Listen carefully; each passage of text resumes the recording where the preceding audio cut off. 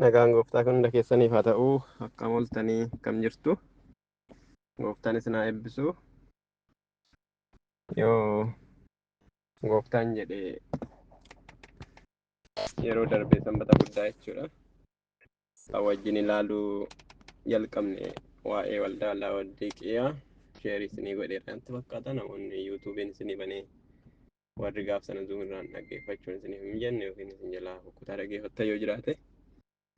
I think irra deebitanii yoo dhaggeeffatan baay'ee isin gargaara. Ergaa guddaa fi bal'aatu keessa jira. Amma kallattii dammaqaa qulqulluu dubbisaa yookiin yeroo taa'eetti isin tajaajilu hin qabu. Hojiin jira waan ta'eef hojiin deemaa jira. Amma nasi qaqqabutti garuu yeroo darbee sa'aatii tokko ol turre garuu ergaan isaa bal'aa waan ta'eef wanti nuti keessaa fudhannu waan baay'ateef yaada koo keessatti kan hafe fi wantoota tokko tokko ariifannee kan bira darbine isiniif gabaabsee kaa'uun yaala. Yoo dheeressee nama of galchitu isin gargaaruudhaaf malee waan addaatiif miti jechuudha. Sagalee koo jalatti wacii garaagaraa sagaleen konkolaataa yookiin kan biraa yoo jiraates gaa kumta itti danda'a dhaggeeffadhaa. Gooftaan isin haa eebbisu. Yeroo darbee yeroo jalqabnu Isaayyaas boqonnaa 43 fi 49 irraa kaasnee Waaqayyoo si beekaa, Waaqayyoo sin dhiisu, sin buusuu, sin gatu jedhee maqaa isaatiin siif kakateera. Kanaaf Waaqayyoo maal irratti na beekaa, akkamitti na beekaa jennee jireenya keenya ilaalaa turre baay'ee sin gargaaree eeyyaadha. Gara torban 10 kan ta'udha yoo dogoggoruu baadhee kan wajjin turre. Torban jalqabaa lamaanii Waaqayyo si beekaa kan jedhu Isaayyaas boqonnaa 43 49 akkasuma mul'ata Yohaannis boqonnaa 1 2 3 keessa deemnee seensa isaa wajjin ilaallee turre. Torbanoota itti aananiin immoo macaafa mul'ataa Yohaannis keessatti kan barreeffamanii ergaawwan waldaa torbanii waldaa kiristaanaa torban kan jedhu jalatti ilaallee turre. Sana keessatti waldaa kiristaanaa Efesooniin ilaallee turre. Waldaa kiristaanaa Simirnaa ilaallee turre. Pheergamoon ilaallee turre. Tiyaatiraa, Saardees, Filaadelfiyaa, Laawodiiqiyaa ilaallee turre jechuudha. Waldaalee kiristaanaa torba. Waldaalee kana hundumaa keessatti wanti wal isaan fakkeessu, wanti isaan garaagarummaa qaban akka jiru ilaallee turre. Kanarraa kan ka'e ilaalchi garaagaraa keessattuu ilaalchi gurguddaan lama akka jiru waa'ee ergaawwan waldaa kiristaanaa torban ilaalchisee ilaalchi gurguddaan lama jiru. Ilaalchi tokkoffaan jechuudha. Waldaaleen kiristaanaa kun torban isaanii jechuudha. Waldaalee kiristaanaa riilii yookiin litiraalii yeroo sana qaaman lafarra jiraatan otoo hin ta'inii ergaan isaanii waldaalee kiristaanaa amma yeroo ammaa kana bara durii sanarraa kaasee wantichi mul'ata waan ta'eef Yohaannis mul'ata isaa keessatti waan argeef kan jedhu ture jechuudha. Naa waldaalee kiristaanaa sana otoo hin ta'in jedhu jechuudha warra kaan. Waldaalee kiristaanaa amma yeroo ammaa kana jiraattu yeroo durii jiraachaa turte ergaan sun tartiiban bakka bu'aa. Fakkeenyaaf waldaan Efesoonii waldaa jalqabaa bakka bu'aa. Waldaa jalqabaa waan hundumaan guutuu garuu jaalala dhabde tarii waldaa ergamootaa gara jalqabaatti yeroo turaa deemte jaalala dhabde kanarraan kanaati waan hundumaa qabdi turte garuu jaalalli itti hir'atee ture kan jedhan immoo akkasitti jechuudha bakka buusanii waldaan inni Simirnaa immoo rakkina guddaa dura qabee ari'atama guddaadha gara bara 100 yeroo darbee wantoota isin erge jechuudha ari'atama guddaa dura qabee waldaa gara sana waldaa eerli charchiiti waldaa ari'atamtee kiristaanummaan yeroo gooftaa Yesuus booddee bara 100 booddee akka malee ari'atame jedhu yaa hamma 100ttis waggaa 70 fa'ii beektu yeroo Yerusaalem qabamtee indagana wanni qulqullummaa diigame waan hundumtuu ta'ee jechuudha. Yeroo Jiwishiin warri wannoon lafarraa badanii yeroo sana beektu jechuudha. akka kanatti bakka buusaniitu waldaan Phergamoon immoo akka kana taatee ergasii waldaan biyya lafaa wajjin wal makamtee barumsa garaagaraa wajjin wal makamtee wal dandeessee taa'uu jalqabde waa'ee gooftaa waan biraa irratti cimina utuma qabdu barsiisa garaagaraatiin waldaan bushaa'uu jalqabdee raajota sobaatiin barsiisota sobaatiin kan jedhanii amanan immoo waldaa Phergamoon akkatti kaa'u jechuudha. Tiyaatira akka kanatti tiyaatiraa keessatti namoota akka kanaa qabdaa jedhanii gooftaan kaa'aa jechuudha. Wantoota akka kanaati amma kanarraa kaasee amma kanaatti waldaa kanaadha. Amma kanarraa kaasee amma kanaatti waldaa kanaadha. Amma kanarraa amma kanaatti kaasee waldaa kana ilaallata. Kanaafuu namoota waldaa sanaaf kallattiidhaan otoo hin ta'in waldaalee gara fuulduraatti dhufan mul'ataan ilaalatu isaan hin barreessee kan jedhu. Warri kaan immoo lakkii yeroo sana kallattumaaf kallattii liitiraalii waldaan maqataa lafarraa jirtu barreessee waldaan Efesoon walduma Efesooni waldaanni kun walduma isa kana waldaanni kun kanuma kanaaf kana isaanuma barreesse kan jedhan jiru. Isaan kun lachuu wanta gaariis wanta hamaas qabu ilaalchi isaanii lamaan sana jechuudha. Wanti gaarii wanti hamaan isaan qabanii warri liitiraalii kallattumaan lafarra kan jirtu actual church local church waldaa yeroo sanaatiif barreeffame warri jedhanii yeroo kutaa kana dubbisan bakka kuni ta'ee darbeera bara akkasii akkasitti waldaan akkasii turte iddoo akkasitti akkas taate rakkoo akkanaa qabdi cimina akkasii qabdi turte jedhu jechuudha. Kanarraan kan hafe nu iifoo ergaansaa amma waldaa jirtu kanaaf waldaa amma jirtuuf ergaa hin qabu nu iif maalidha sagalee waaqayyoo walduma sanaaf barreeffameera eessa kan sanaa barreessuu fi yoo akkas ta'e caaffanni qulqullaa'aan kun hundumtu warra barreeffameef qaba waan ta'eef homaa nuyi hin barreeffne jechuudha. Iddoo ta'e warra abbaa ta'e wayiitiif barreeffame malee nuti keessaa hin qabnu jechuudha. Nuyi nu fayyadu jechuudha. Isa qofa yoo ta'e jechuudha. Malee yaada poozitiivlii ta'e qabu. Inni kan biraa immoo isaan lammaffaa keessatti immoo rakkoon jiru bakka nuyiif ergaa ammaa barreeffame. Kanaaf nuti yookiin waldaa Efesoon taana yookiin waldaa Simiirna taana yookiin waldaa ta'e taana malee waldaa hunduma bakka bu'uu hin dandeenyu. Sababni isaa waldaan Efesoon bar ta'e keessa inni tokko kan ta'e ergaa isaanii ta'e darbeera. Amma immoo waldaan yeroo ammaa jirtu waldaa bara akkanaa keessa jirtudha waan ta'eef milikkita waldaa ebeluu keessatti raawwatamerraan kan ka'e lakkii waldaan ebeluu waldaa Efesoon waan taateef kan ishee ergaan ishii kanaadha waan ta'eef kuni waldaa bara akkasii keessa jiraattudha kun nu laallatu. Amma waldaan amma biyya lafaa kana keessa jiraattu bara sakkural wordii amantii keen tuqu kanaa keen tuqu kanaa koon tuqini akkasitti wajjin jiraannaa akkasitti wal dandeenya kan jettu waldaa ishii keenadha. Ari'aatamni amma kanaa wannoo jedhu hin jiru. Barri immoo bara dhumaa jala jira tarii gara booddeetti ari'aatamni wannoo jechuu danda'a ta'a. Kanaafuu nuti waldaa kanaadha.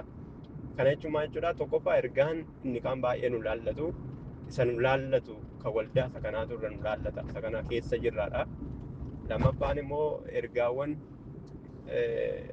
yeroo sana barreeffamanii waldaa sana bakka bu'anii otoo hin ta'in akka nuyin keessatti ilaalaa barreesse waan ta'eef mul'ataan barreesse waan ta'eef liitiraalii Efesoon ta'uu dhiisuu danda'a jedhu jechuudha. Kana karaa isin gargaaruun keessaa horachuu dandeessu. Achi keessaa garuu nuti kan karaa lachuu akka faayidaa argannuufi yeroo sana Efesoonumaaf barreeffame lafti laftumaa sangaan sangaadhumaa mul'ataanii miti kan inni barreesse jechuudha. Mul'ataan sangaa argee sangaadhaan gaara yookiin laga jedheeti miti jechuudha kan inni barreesse. Gooftanis otoo dursee mul'ata ittiin kennin dura ergaatti kenne isa kan waldoota. Mul'ata kan inni barreesse boqonnaa 4 booddee dhaqxanii yoo dubbistan mul'ata Yohaannis keessatti boqonnaa 4 booddee sana booddee hafuura nan ol ba'ee ofitti na waamee kootti akkana ol naan jedha jechuudha.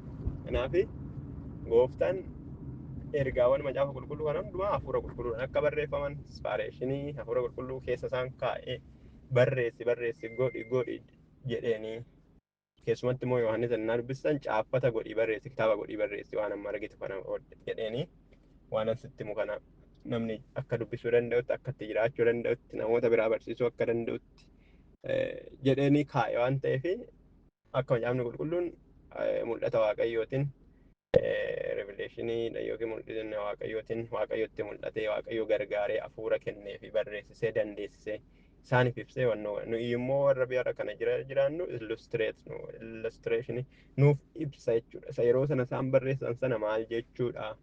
Nuti amma fakkeenya macaafa qulqulluu barreessuudhaaf hafuurri qulqulluun nuuf wannoo jedhu otoo hin ta'in illumineetii wannoo nu godha jechuudha. Nuuf ibsa jechuudha. Nuuf hiikaa jechuudha. Hafuurri qulqulluun immoo jechuudha nuuf akkana jechuu barbaade Yohaannis. Inni kun akkana jechuu barbaade caafaa inni kun kan Isaayaas keessa dhaqxee yoo dubbiste akkana jedha. Kanaaf hiikan isaasa kana jechuudha. Ergaan isaasa kana jechuudha. Eeyyatti immoo nuuf ibsaa jechuudha. Inna akka kanattidha kan inni nama hundumaaf akka galutti kan inni jedhuuf jechuudha. Inna kanarraan kan ka'e nuti immoo maal jenna yeroo sana waldaan kiristaanaa kan caafamteef Efesoon, Laodiqaan, Laodiqiyaa waldaan lafarra jirtu kallattumaan jirti. Sababni isaa Efesoon argineerra. Waldaalee achi jiran keessa jechuudha. Biyya akkas jedhamtu argineerra. Lafa achi jedhamtu kana argineerra. Mandarri amma Semeerinaa kan jedhamtu jirti. Tiyaatiraa kan jedhamtu jirti. Mandaroonni biyya Turkii amma jedhaman kana keessatti argama. Waldaaleen Eeshiyaanumti jedhamtu jirti. Asiyaanii Eeshiyaanumti jedhamtu jirti. Kanaafuu waldaaleen sun yeroo sana dhugaadhumaan akkanuma fakkaatu ture. Jireenyi isaanii akkana fakkaatu ture. Efesoon argitan ittoo ta'e Phaawulos ergaa barreesseefiira. Dhaqee achitti tajaajileera. Isinii galee maqaan isaa Apoloos immoo inni tokko dhaqee achi tajaajilanii namoonni Waaqayyoo Qilaa, Phirisqilaa fa'ii achi turaniiru. Qabatamaadha jechuudha. Ximootiyoos achi tureera. Paastarii isaaniitiin qabatamaa waan ta'eef bara durii sana akkasumatti qabatamaa ijaa ta'anii fi ergaan inni isaaniif barreeffame bara durii akkasuma dhuguma qabatamaa liitiraalii isaanumaaf barreeffame jireenyuma isaaniitti akkas ture, tajaajiluma isaaniitti akkas ture, jaalaluma isaaniitti akkas ture jenneetu ilaalla jechuudha. Filaadelfiyaa something hundi isaanii maqaan isaanii liitiraalii jira biyya lafaarra waan ta'eef sirriidha dogoggora hin qabu jenna jechuudha nuti. Gooftaan sana eebbisu. So inni ittaanu haa ta'u malee isaan bichaadhaaf barreeffame miti. Sagalee Waaqayyooti waan ta'eef Waaqayyo yeroo jalqaba ergaa isaaniif kennaa ture sana nuyiinis immoo keessatti ilaala. Akka dhalootaa dhalootatti darbutti caafii namni akka dubbifatutti rakkina tokko malee hiikkachuu akka danda'utti caafii akka hubachuu danda'utti jedhee waan ta'eef yeroota sanaaf qoftoo hin ta'in nuyiifis immoo ergaa akka ta'utti ayyaana akka dabaluufis waldoota kiristaanaa bara amma jiraatanii keessatti akkattiin ofii madaalanii ofii ilaalanii anaanoo Waaqayyoo maallaan jedha akkamitti na beekaa maalirraa sirradhu naan jedha furmaata maalii naaf kenna rakkoo koo dhufee ilaalee akkamitti rakkoon koo furama waldaan qalawotee akka waldaa mulu wangeelii ta'uu dhiisuu dandeessi hundi isaanii garuu amantoota waldaaleen kun hundumtuu amantoota waldaan torbanu. Kanaaf waldaan qalawootii waan tokkotti cimtuu ta'uu dandeessi. Waldaan mulu wangeelii immoo waan biraatti cimtuu taates waldaan qalawootiitti cimtetti immoo laaftuu ta'uu dandeessi. Waldaan ishiin tokko immoo isa tokkotti cimtee isa tokkotti laaftudha. Waldaa ishiin tokko immoo walumaa gala isaatti laaftudha. Amantiidhuma waan jedhamu pheenxeedhuma waan jedhamu maqaadhuma ishiitu tokkummaa waldoolee kiristaanaa Itoophiyaa minaaminii yookiin akkasii jedhamee barreeffamee maqaan ishiitu keessa jira malee waan tokko maqaarraan kan hafe hin jirtu. Waldaan tokko immoo maqaas qabdi waan hundumaas qabdi immoo waan tokko dhabdi. Waldaan tokko immoo kanuma keessatti baruma ari'atamni hin jirre kana keessatti iyyuu waldaan kaanotuma nagaadha jedhanootuma isaanitti tolee bashannanii ba'anii galanii waldaan tokko immoo ari'atama keessa immoo jirti rakkina guddaa keessa jirti hidhamuu keessa jirti bakka gidiraa baay'ee immoo argiti otuma barri nagaa ta'ee jira jechuudha. Kanaaf waldaa kana hundumaatiif waldaa biyya lafaarra jirtu waldaa wallaanii waldaa ijaan mul'attu waldaa ijaan mul'anne kana hundumaa keessa kan jirtu ergaan isaanii yoo xiqqaate achi keessaa tokkodha jennee fudhachuu dandeenya jechuudha. Immoo nuti jechuudha karaa lachuu poozitiivlii fudhachuu dandeenya. Ergaan koo yookiin isa kana waldaa Efesoon ta'a, isa kan Filaadelfiyaa ta'a, isa kan wannoo ta'a. Iddoo Filaadelfiyaa keessaa waan cimina isaanii ani qaba yoon ta'e isa keessaan fudhadha. Waan laafina isaanii ani qaba yoon ta'e keessaan fudhadhee darba. Ergaa Efesoon keessaas akkasuma, kan tiyaatiraa keessaas akkasuma. Nuti gaarummaan isaa jechuudha hunduma isaanii keessaa kan nuuf ta'u isaa ergaa keenya kan ta'e kan barbaanne osoo hin ta'in kan jaalanne osoo hin ta'in ergaa keenya kan ta'e iddoo laafina Filaadelfiyaatti waa'ee laafinaa haasa'a yoo ta'e okay bakka laafina Filaadelfiyaa irraa anis wanta itti laafee jira miti irraan deebi'a wal fakkaata yoo ta'e nan laallatu yoo ta'e rakkoon kun okay ani sooressa ofiin jetta yoo jedhe ani sooressa ofiin hin jenne yoo ta'e bakka akkan ofiin jenne na barsiise irraa argadheera biran darba jechuudha. Isa kan Laawodiiqiyaa keessaa dhaqeen tokko fudhadha jechuudha. Sintu kanaan jedhee maali dhaabnatuuf ani kana godheera sana kana godheera ofan laalaa jechuudha. Isa kan Filaadelfiyaa keessaa dhaqeen of laala jechuudha. Ani balbala banamaa siifan kenna jedhee balbala banamaa namni argatu nama akka kootitti ergaan kun naaf ta'a. Ani maal hojjechaa hin jira maal gochaa hin jira hojiin koo maalidha inni balbala banamaa naaf kennisiisu. Filaadelfiyaa dhagaa dubbisaa gaa Filaadelfiyaan maal jedha ati hojii koo dubbii koo maqaa koo in eegde obsaan dandeesse sababii kanaatiif ani balbala banamaan sii kenna. Warra mandara seexanaa warra walga'ii seexanaa warra yihudoota ofiin jedhanii otoo hin ta'in ofiin jedhanii si rakkisanii dabarseen sitti kennaa jedhaan jechuudha. Yoo jireenya akka Filaadelfiyaa jiraadhe ergaan inni sun kan kooti jechuudha. Hin taane ta'an kan koo miti ani jireenya koo sana gara Filaadelfiyaatti deeffachuun qaba jechuudha. Balbala banamaa argachuudhaaf jechuudha. Akka kanattidha ergaa waldaalee torbanii hundumaa keessaa ergaa kan koo isa ta'uu fudhadha jechuudha.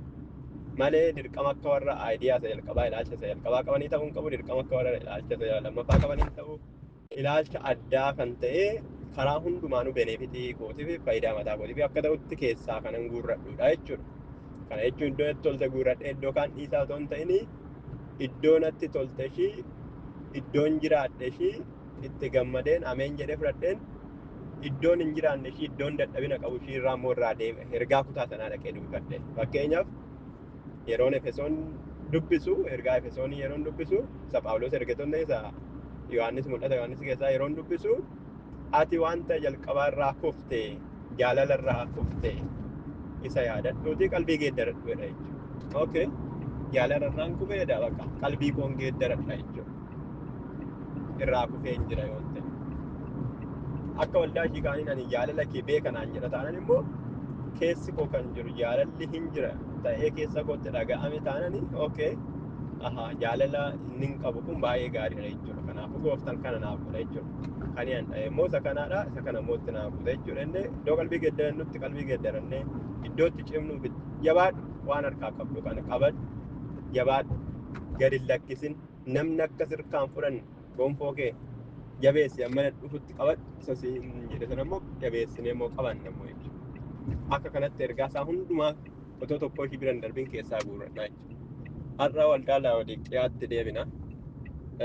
Waldaa Laawodiiqiyaa ergaa isaa hafuura isaa macaafni qulqulluun wanta isaan hin jedhe baay'ee kaafne irra garuu baakgiraawundi isaa gara dhumaatti yeroon waan jalaa ariifatee fi baakgiraawundi isaa irratti xiqqoo yeroo ga'aa kennee hin ilaallee sirriitti garaa isin hin geenye eeyyaadha jechuudha. Baakgiraawundi isaa yoo beekne akkuma yeroo eejiyaa jennu sammuun keenya bakka iddoo sanatti dhaqee waldaa Asiyaa irratti qabame okay jennee mandara sana keessa naanna'aa deemnu baakgiraawundi isaa dugda duuba dubbii isaatii haala jireenya isaanii haala nyaata isaanii dhugaatii isaanii bahuuf galuu isaanii yoo beeknedha okay jennee waa'een isaanii nu keessaa hin badu jechuudha. Kanaaf gooftaan amma waldaalee hundumaatti dubbachaa ture. Efesoonitti yeroo dubbatu waldaa Efesoon qofa otoo hin ta'in mandarri Efesoon biyya Eesiyaa mandarri Efesoon Asiyaa xiqqittiin yeroo sanaa jechuudha. Amma immoo Turkii kan jedhamtu akka bara kanaatti argamni iddoo sanaa jechuudha.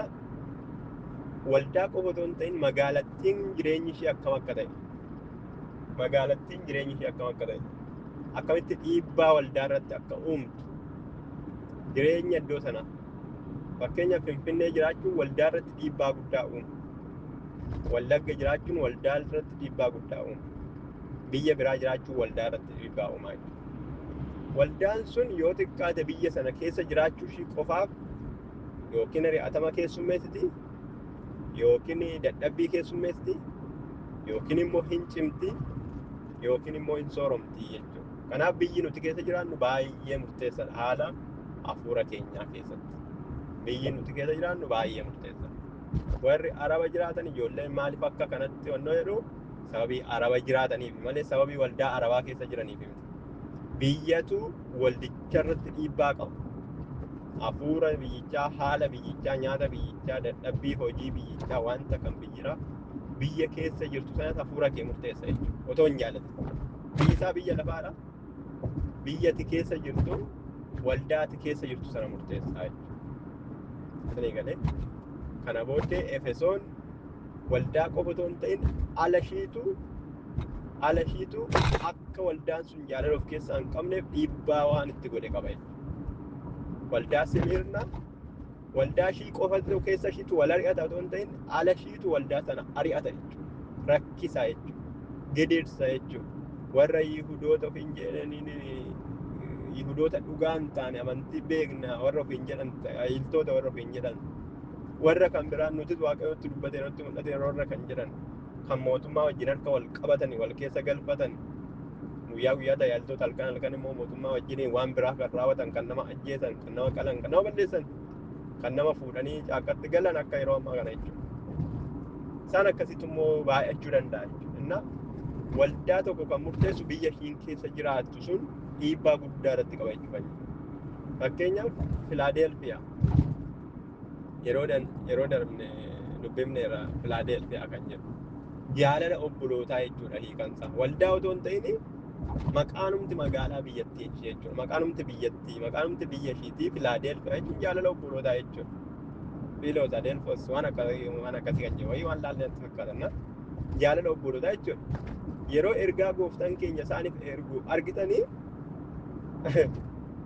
baay'ee kan nama dinqu waldaan sun akka wal jaalattu jaalala obbolootaatiin akka wal jaalattu waldaan sun jaalala akka qabdu jaalala waaqayyoo akka qabdu waldaan sun jaalala obbolootaa akka qabdu waldaan sun maqaa gooftaa akka jaallattu dubbiisaa akka jaallattu kana hundumaa poozitiivlii ibsaaf jechuudha. Innaa maqaadhuma mandaraatii Filaadelfiyaan jaalala obbolootaa garuu immoo maqaan waldaa akkamitti akka inni wal simee ilaalaa jechuudha. Kanaaf namoonni baay'een irraa waldaa Filaadelfiyaa jedhanii moggaafachuu jaallatu waldaa isaanii jechuudha. Maqaa itti tola Filaadelfiyaa jedhanii moggaafachuu. Waldaa ishii ati duutudha jedhee waldaa Saardees nama gabaayee Saardeesis eegsanii yoo dubbifattan jireenyi waldaa sanaatii fi jireenyi magaalaa sanaa wanti irratti wal dhufu jira jechuudha. Dhiibbaa kan irratti godhe waldaan sun akka duutuu taatu akka maqaadhumaaf qofa akka jiraattu kan irratti godhe waan hafee du'uudhaaf jedhu dafiitii baraare du'uudhaaf ergaa jedhan. Saardees keessaa immoo namoota muraasa immoo qabda jedhaan immoo kan wannoo isaanii hin xureessu waan jiru uffata isaanii kan hin xureessu uffata adii kan qaban qulqullummaa kan qaban kan maqaa qaban uffata isaanii hin xureessine jedhamanii kan maqaan dhaamu kan yeroo hundumaa fakkeenyaaf ebeluu jedhanii kan ka'an jechuudha. Maqaan nama tokkoo nama lamaa nama sadiitiif jiraatti waldaan sun jechuudha. Malee waldittiin akka waldaatti duutudha. Akka namootatti bicha namoota muraasa jedheen xiqqeessa hoji muraasa jedheen kanarraan kan hafe namni hundumtuu baxabbaxame badeera. Tiyaatiraa argitaniittu rakkina akka ishiin qabdu Izaabel natti fakkaate kan tiyaatiraa Pheergamoon argitaniittu. Waldaan Efesoon immoo jaalala dhabde malee Niqolaawota barsiisa Niqolaas kan gooftaan jibbu እግዚአብሔር የሚያስጸይፈው ኢየሱስ የሚያስጸይፈው ትምህርት ማለት kan inni jibbu isaanis in jibbu turan garuu jaalala isa gooftaan jaallatu bicha jaallachuu didan akkanatti hir'atan jechuudha. Pheergamoon immoo waldaa waan gaarii of keessaa qaqqabanidha. Barsiisa immoo kan isaan rakkise immoo barsiisni Niqolaawotaa jira kan Bala'aam jira Bala'aaq Israa'el ijoollee Israa'el fuuldura gufuu kan kaa'ee kan kuffise karaa waaqayyoo irraa kan balleesse immoo jira. Waan baay'ee gaarii ta'anii of keessaa otoo qabanuu garuu barsiisa tokko waldaa keessatti yeroo argan bakka cal jedhanii ilaalanii maalla galchee kana yoon dubbadhe nan jibbamaa kana yoon dubbadhe tajaajila koo irraan ari'atamaa kana yoon dubbadhe akkasiidha kana jedhaniitu bakka danda'anii ta'an walda danda'anii wal dhibbataniituma ta'an jechuudha. Fedhiidhaan bakka asin tuquu nan tuqinii jedhanii walii galtee uumanii asis dhugaa qabaachuu dandeessa anis dhugaan qabaatan jechuudha. Garuu rakkoon jiru dhugaan lama hin jiru yookiin dhugaan dhugaadha yookiin isa tokko sobaa ta'a malee inni kunis dhugaa ta'ee inni soba ta'es immoo dhugaa ta'uu hin danda'u jechuudha. Dhugaan lama asis karaa kee dhugaa ta'uu dandeessa. Waldaan yeroo hamma baay'inaan rakkoon isaa kana jechuudha. Ilaalcha ishiitiin tarii akka ishii yaaddetti dhugaa ta'uu danda'a. Kana jechuun inni ati mukti waaqayyoodha jettee yaadde yoo ta'es dhugaa ta'uu danda'a jedhamudha jechuudha. barsiisa baay'ee balaafamaa. Mirga diimokiraasiidha. Mirga diimokiraasiidha. Kanaafuu tarii wanta sitti maante dhugaa ta'uu danda'a maalan beekaa. Istii nama kan biraa dhaggeeffadhu. Istii anas dhaggeeffadhu. Tarii baaybiliin kun iddoo kanatti dogoggora ta'uu danda'a maalan beekama. Eewutuu kaasee Phaawulos akka Phaawulos yaadutti akkas ta'uu danda'a. Tarii yeroon sun yeroo sanaadha. Yeroon kun yeroo akkanaadha. Kanaafuu yeroo sana dhugaa ta'uu danda'a ta'a. Amma immoo soba ta'uu danda'a. Argitanii? Baay'ee gaarii namatti kan fakkaatu. Baay'ee gaarii kan fakkaatu. Garuu keessi isaa marzii kan qabu jechuudha. Akka kanatti gooftaan isa kanas irratti argadheera yoo ta'u baatanii jaroota kana dhufee nan balleessaa jedheen jechuudha. Izaabeel waldaa Tiyaatiraatti fakkaata. Izabeeltu waldaa kee keessa jira. Waan hundumaa gaarii qabda. Cimtuudha, jabaadhu. Garuu rakkoon ati qabdu Izabeeltu jira. Izabeel sun maal ofiin jetti? Ani raajiidha ofiin jetti. Hin barsiifti. Hin raajii. Inda'uun barsiifni tokko jira. Waldaa isaanitti kan barsiifamudha. Dhoksaa seexanaa kan jedhamutu jira. Dhoksaa seexanaa isa fagoo. Xilq. Seexan misxir kan jedhamutu jira jechuudha. Xilq. Dhoksaa hafuura Waaqayyoo, dhoksaa hafuura qulqulluu sana nuti jennu isaan maal jedhu? Dhoksaa seexanaa isa gadi fagoo jedhu akka. Dhoksaa seexanaa isa gadi fagoo jedhaniitu barsiisu. Dhoksaa seexanaa isa gadi fagoo jedhanii barsiisu. Dhoksaa seexanaa isa gadi fagoo baruu barbaaddaa siin jedhu jechuudha. በመንፈሳዊ ነገር አሳያለሁ እግዚአብሔር እንደዚህ ወደዛ ወሰደኝ jedhu jechuudha. Akkuma wannoon Yohaannisiin mul'ataani dhoksaa Waaqayyoo isa yeroo muraasa booddee ta'u isa gooftaan itti mul'ise mul'ata gooftaa Yesuus isa arge isaanis immoo maal jedhu dhoksaa gadi fagoo dhoksaa seexanaa arguu dandeessaa baruu dandeessaa siin jedhu jechuudha. Seexanni koozim jedhee hin ba'u akkaataa seexana baasan barachuu dandeessaa barachuu barbaaddaa siin jedhu jechuudha. Namni koozim jedhee raajuu akkatti raajan barachuu dandeessaa siin jedhu jechuudha. Ani raajiidha ofiin jetti jedha malee gooftaan raajiidha isheen hin jedhu. Yohaannis inni barreessu dubartii raajii Izabeel jedhamtu hin jedhu. Izabeel kan jedhamtu dubartittii ani raajiidha ofiin jettu. Ani raajiidha kan ofiin jettu Izabeel jedhetu barreessaa jechuudha. Okay. Kanaafuu dubartittii sana akka ishiin akka ishiin raajii sirrii hin taane beeku. Maal goote raajittiin guyyaa hin raajii egaa guyyaa ta'uuf halkan ta'uu maaltu beekaa mitiiti guyyaa tilmaama godhan jechaadha. Guyyaa hin raajii isa raajuu kan ammoo namni hundumtuu raajii ishii barsiisa ishii hin fudhataa. Ameen daaddaa ameen paappaa jedhuuni ameen maamaadha moo maal jedhamti raajiin ameen akkasii jedhuuni jalaa qabuu hin wacuu. Garuu galgala ammoo dubartiin humti guyyaa raajaa oolte kuni barsiisa dhoksaa noo baruu barbaaddu dhoksaa seexanaa isa guddaa isa gadi fagoo baruu dandeessu icciitii seexanaa baruu barbaaddu na wajjin waliigalaa jettiin jechuudha. Wajjin waliigaluu wajjin kaluu kakuu qabu wajjin mallatteessisti hin dubbattu icciitii koo hin baaftu icciitii kee hin baasu yoo ati icciitii koo baafte akkanan si godhaa akkana taataa jedhu kakuu waliigaluu waan ta'e godhu. Kana hundumaa keessatti dubartiin guyyaa aarsaa Waaqayyoo irra dhaabattee ani raajiidha ofiin jettee raajaa ooltu kan Waaqayyo biraan dibamne kan seexanaaf dhoksaa gadi fagoosa jedhamuun dibamte garuu guyyaatti waldaa Waaqayyoo keessa dhaabattee kan raajaa ooltu halkan hojjettoota Waaqayyoo wajjin ejjiti. Hojjettoota Waaqayyoo jechuun eenyudha? Namoota Waaqayyoo tajaajiltoota Waaqayyoo warra ameen jedhanii harka ishiidhaa rukutaa oolan. Warra tokkicha toon beekin dhaqanii ishee wajjiniin ejjan taanan wajjin bulan taanan egaa akkamitti akka ilaaltan hin beekan wajjin bulan taanan kana booda deebi'anii harka ishiitii ba'uu hin dandeenye. Warra danda'anii ija jabaatanii cubbuu hojjetteer taate raajii Waaqayyooti jettee waltajjii irra dhaabattee akkamitti kana goota warra hin jenneen isinii galee warra ija jabaatanii deebi'anii akkasii yoo ta'uu baatanis qullaa keen achitti baasatis gaggeessaa waldaati miti jettiin jechuudha. Asis gaggeessaa waldaati miti yoo ta'uu baate immoo kana immoo waadaa galteerta immoo kana immoo dhiigan mallatteessite immoo yoo ta'uu baate kun sirratti ta'a akkas goota hin duute hin badda ittiin irratti raajii jechuudha.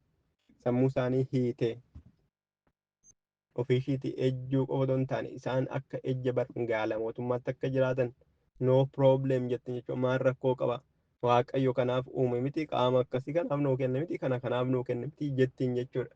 raajii waaqayyooti, sagalee waaqayyoo tajaajilti, macaafa qulqulluu keessaa tarii dubbifti, ergaa fi raajota garaagaraa keessaa dubbifti ta'a.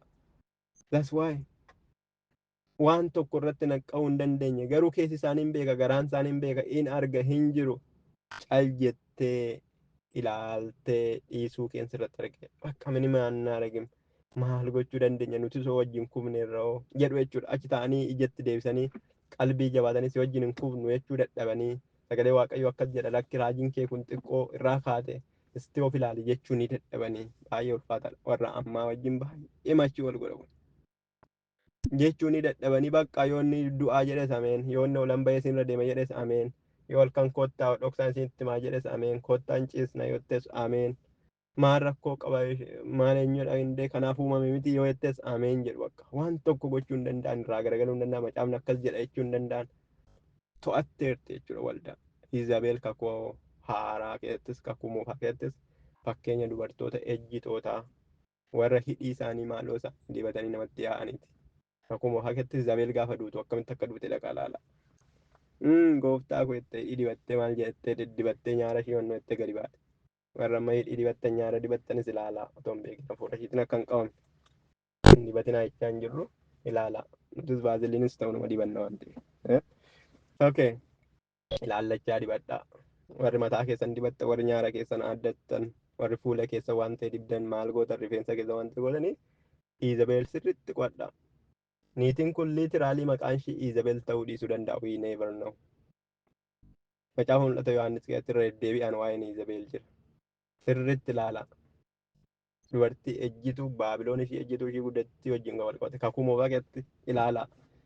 Yeroo Eeliyaasi raajota waaqayyoo waan jedhamu hojjettoota waaqayyoo irratti kan ba'e madirakii irraa kan isaan kaachisu sana booda ija isaanii jabaatanii deebi'anii akka isaan hin dhaabanne kan godhu qalbii geeddarachuuf illee deebi'anii ija akka hin jabaanne kan isaan godhu kan isaan naaffeessu kan isaan balleessu bakka si'a tokko bade waan ta'eef si'a tokko cubbuu hojjedhe waan ta'eef kana booddee jedhanii jireenyi isaanii abdii kutatee achi madirakii waaqayyoo irraa akka badu kan isaan godhu. Hafuura keessumatti obboloota musliimatiin hojjetu kana baay'ee irratti dammaquu qabu. Waltajjii garaagaraa irratti waan isaan jedhan yookiin immoo waan isaan keessumattuu namoota amananii kufan ofii isaanii gaadanii kan kuffisan dubartootaan kan kuffisan waan ta'een kan kuffisan iccitii gadi baafna yoo akkas jette kan jedhaniin deebi'anii gara amantii isaatti kan fidan ittiin kiristaana rukutuudhaaf kiristaanota dha'uudhaaf waldaa kiristaanaa mogolee cabsuudhaaf maal ebeluu waldaa amma kana waggaa amma kanaa tajaajilee har'a deebi'ee musliima ta'e miti har'a deebi'ee ortodoksii ta'e miti ortodoksiin lama kana miti waaqayyoo baay'ee hojii guddaa isaan keessatti hojjechaa jira baay'ee jijjiiramaa jiru baay'ee waaqayyo isaan gidduu namoota kaasee wangeela isaanitti haasa'aa jira amma waaqeffata musliima sirriitti ilaalaa akkam akka isaan godhan waldaa keessaa dhaloota waaqeffataan aadatti qabate afaanitti qabate maal chiggirii maal qaba kun indee jedhanii akka isaan dhaloota waldaa keessaa yaasu. Si'a tokko waldaa keessaa dhaqanii yaa'anii irreeffatan taanan deebi'anii illee qalbiin isaanii bakka ofitti dammaqee akkaataa isaan lakkaan dogoggore jedhanii qalbii illee geeddarachuu akka isaan hin dandeenyetti akka yaada isaanii hidhe. Otoo nama dalagu arganu, otoo nama dhaqee wannoo jedhu nama dhaqee fagaa jiru arganu. Lakki kunis immoo something jedhanii akka isaan cal jedhaniituma laalan aadaa koodha afaan qote jedhanii akka isaan sammuun isaanii xaxamu kan isaan godhe baay'ee miseensa akkamii akka isaan bal'ifachaa deeman waldaa keessaa akkamitti dhaloota akka yaafachaa jiran laala musliimota namoota gurguddoo mataa qaban keessaa qarshiidhaan yookiin waan ta'e yookiin dubartii yookiin waan ta'e gowwoomsanii kuffisanii deebisanii akkatti waldaa kiristaanaatti rukutuudhaaf jiran sababni isaa wangeela beekuu tajaajilaniiru waldaa qabu waan baay'ee qabu icciitii waldaa keessaa beeku waan ta'eef icciitiin dabarsanii kennanii akkatti waldaa kiristoos kuffisuudhaaf akka isaan hojjetaa jiran laala. Kanaaf moodernii ta'e malee sleeviin waldaa sleeveriin ammayyuu jira. Rakkinni waldaa jira, qorumsi waldaa jira. Nutti mul'atu sababni isaa we never see. Ijji keenya banamaa miti waan ta'eef hin arginu. Akkuma jara kanaatu Izabeel dhattee madarakii irraa halleluuyaa yeroo ishiin jettu ameen jenna jechuudha jala teenyetti. Sababni isaa we never know halkan waan ishiin hojjettu hin beeknu. Yoo dhuma beennes immoo dubbachuudhaaf ija hin jabaannu sababni isaa nu'is isum sana hojjenna waan ta'eef. Nutis akkuma ishiiti waan ta'eef already nu bakkalteetti already nu cuupteetti hafuura ishiitti waan ta'eef Already bakka nu mijateera waan ta'eef yoo ishii dhiifne yoo ishii keessaa baane yoo waldaa ishii keessaa baane yoo lakkin ta'u jennee ittiin mormine hin duuna yookiin waan ta'e kakanne waadaa galleerra yookiin jireenya keenyatu badaa yookiin maatii keenya waan biraa xiqqaatii yookiin rakkina irraa qabsiisu waan ta'eef hin dubbannu jechuudha bakka dandeenyettuma sukkumanne teenya jechuudha isinii galee. Kanaaf isa kana laala. Kana booddee waldaa Filaadelfiyaa.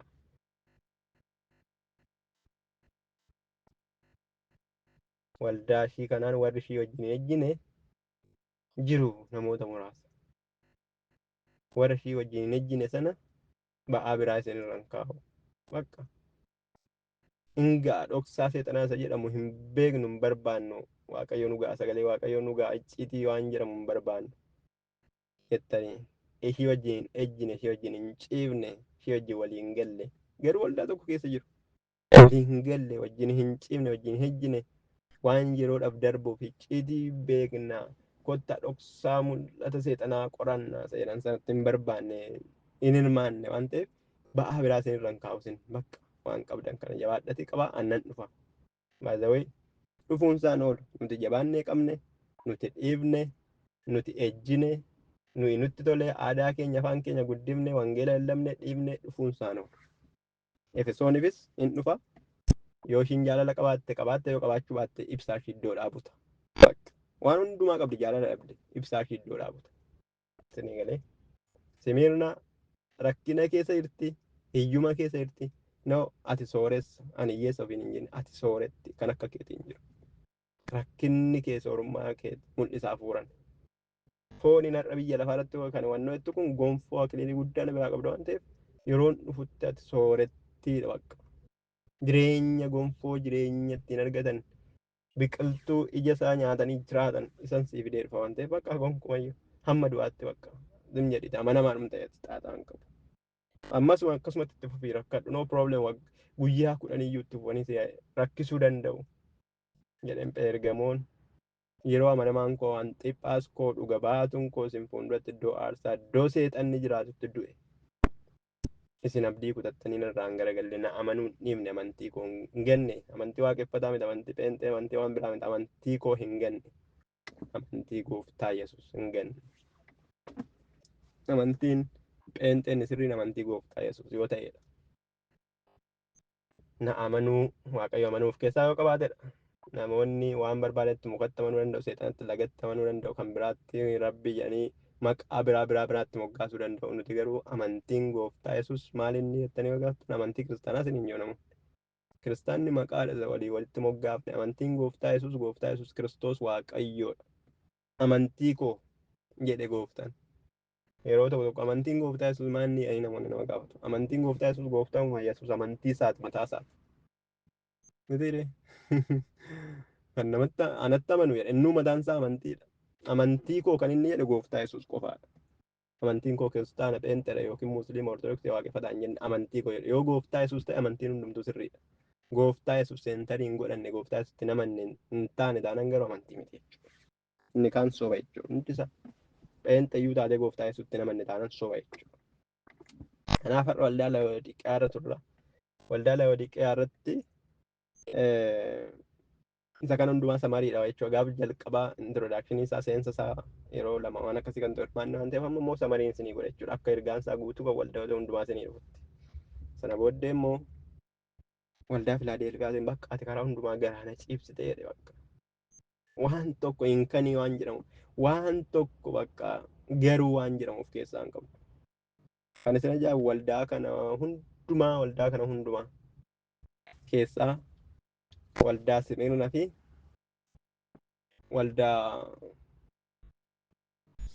waldaa Simirnaa fi waldaa Filaadelfiyaa waan tokko kan of keessaa hin qabne bakka garuun isaanii poozitiivii qofa kan ta'e. Waldaa Simirnaatiin ati rakkattuudha ati hiyyummaatti jirta rakkinatti jirta gidiraamaatti jirta hariyatamatti jirta garuu nan ganneen isaa poozitiiviidha. Garuu nan dhiifneen poozitiiviidha itti cimiin poozitiiviidha jabaadhuun poozitiiviidha amma dhumaatti ari'atamuudhaaf jirtaati. Gonfoo kee si fideettan dhufattiin jireenya argattaa yoo du'a sitti fide hin duutayyuu yoo ta'e si ajjeesu yoo ta'e amanamaa ta'e jedhe garuu waan jedhamu of keessaa hin qabu jechuudha. Maqaan gooftaa bara baraan kan ulfaate haa ta'u. Kanaaf rakkina sirra ga'e hundumaa keessatti Yihuudoonni si rakkisanii ati garuu sooressa kan jedhe poozitiivli. Waan tokko poozitiiv. Waldaa Filaadelfiyaa garuun isaanii poozitiividha. Ati humna xinnoo qabdaa waan baay'ee hin dandeessu humna hin qabdu garuu maqaa koo hin ganne poozitiividha. Maqaa koo hin ganne amantii koo hin dhiifne dubbii koo hin dhiifne jedhe. Namoonni baay'een gaafa humni isaanii lafaa deemu dubbii gooftaa dhiisaa deemu lakkii hojii koo naa wayyaa isa kanatti yoo jedhe amma tokko kana gochuu hin danda'a kanatti successful hin taane jedhu. Waldaan kun garuu humni ishii dhumaa deemee dhaqxee ayidii baafachuu hin dandeessu dhaqxee kana eeyyama baafachuu hin dandeessu dhaqxee maal jechuu hin dandeessu abbaa argite qaxarattee waamamuu hin dandeessu tajaajila waammachuu hin dandeessu humna hin qabdu tajaajiltoota ga'aa hin qabdu waan ta'e hin qabdu akka barbaadde hiixattee harkisiin jedhu garuu yoo du'allee ta'e dubbii gooftaa kootiin dhiisu yoo du'a gooftaa ta'e yoo du'a koo ta'e amantii gooftaa kootiin dhiisu.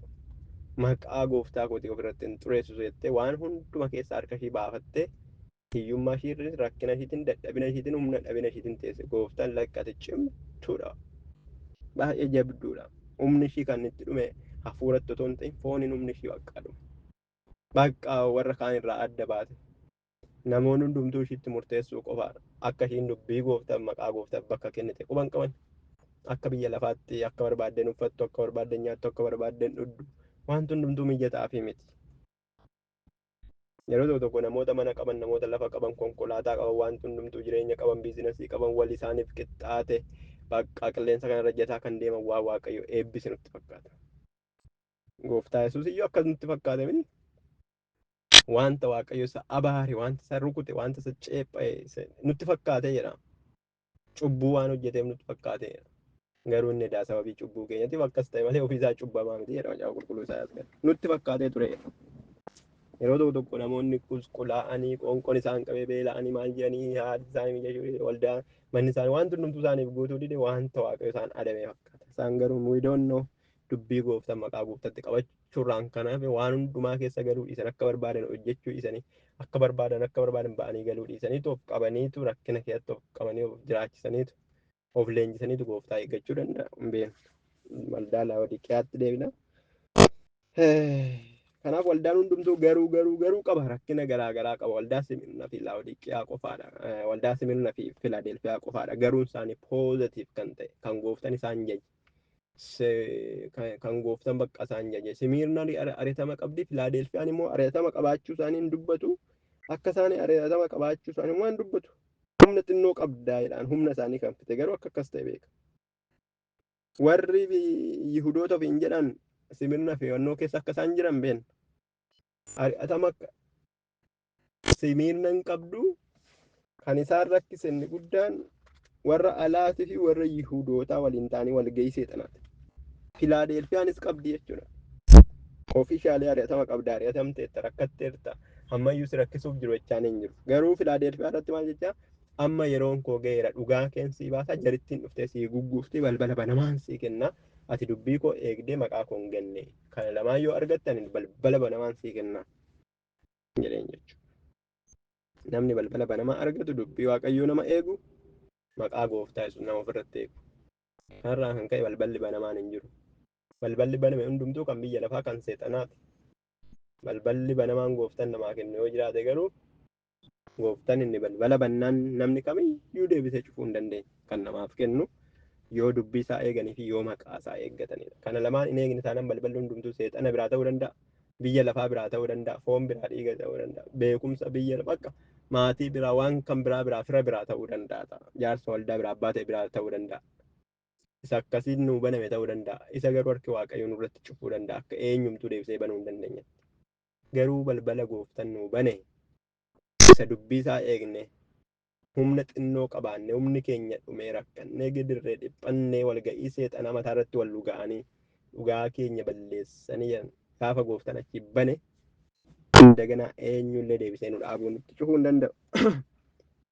Waldaa Laawodiqiyaatti deebinee jirra. Kana booddee waldaa Laawodiqiyaatiin maal jedhaani? Ati hojii kee beekaa jedheetu hojiin kee ho'as miti qorras miti.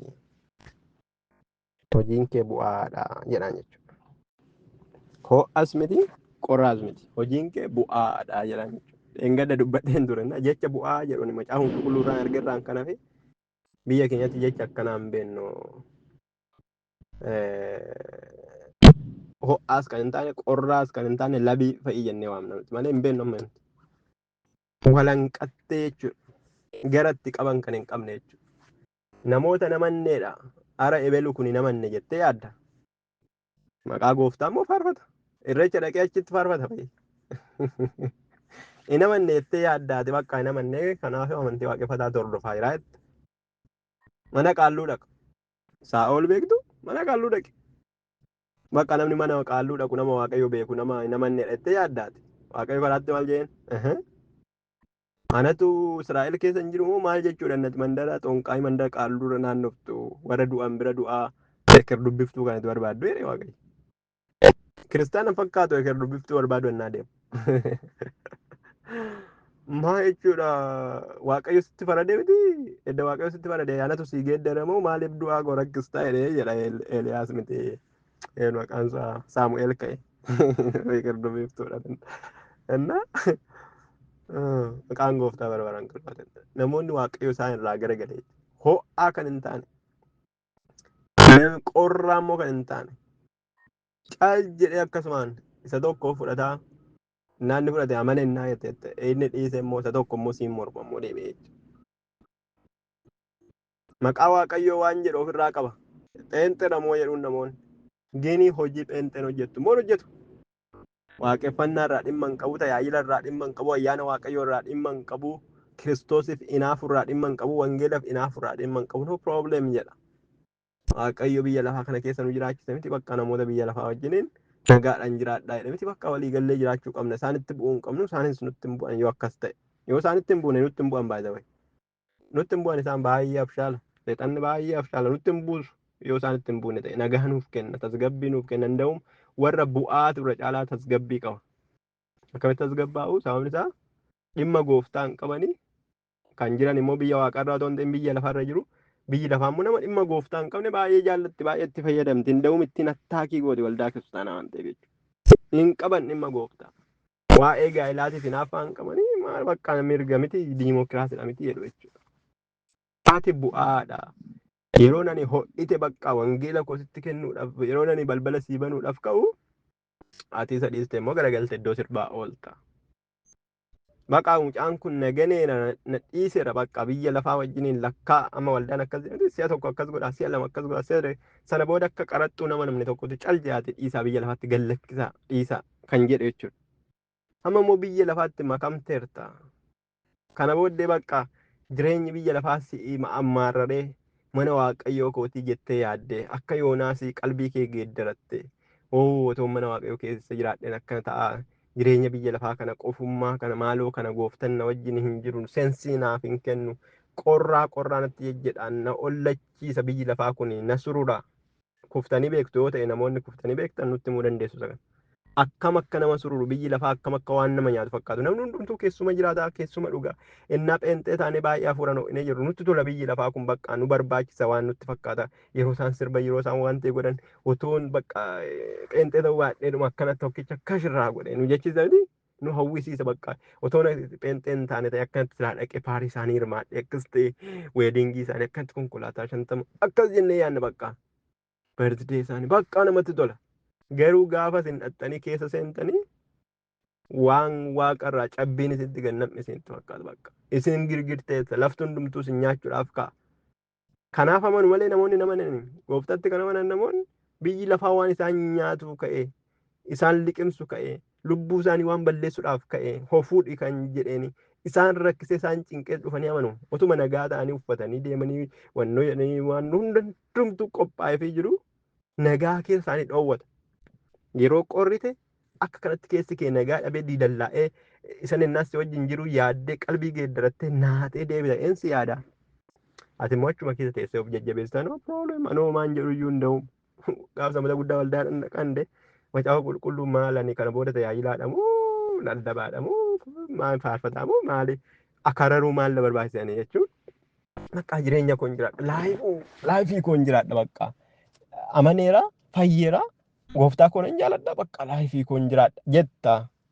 Qalbii geeddarattee bakka qorritee wayyoo gooftaa kun tajaajilleette deebitee achi naatee lapheen kee dhaatee ka'a jedhee yeroo nan yaadu akachuma keessa teessee of jajjabeessa. Kanaaf qorrite yeroo hin jedhu ati waan jajjabaatti ofitti fakkaata.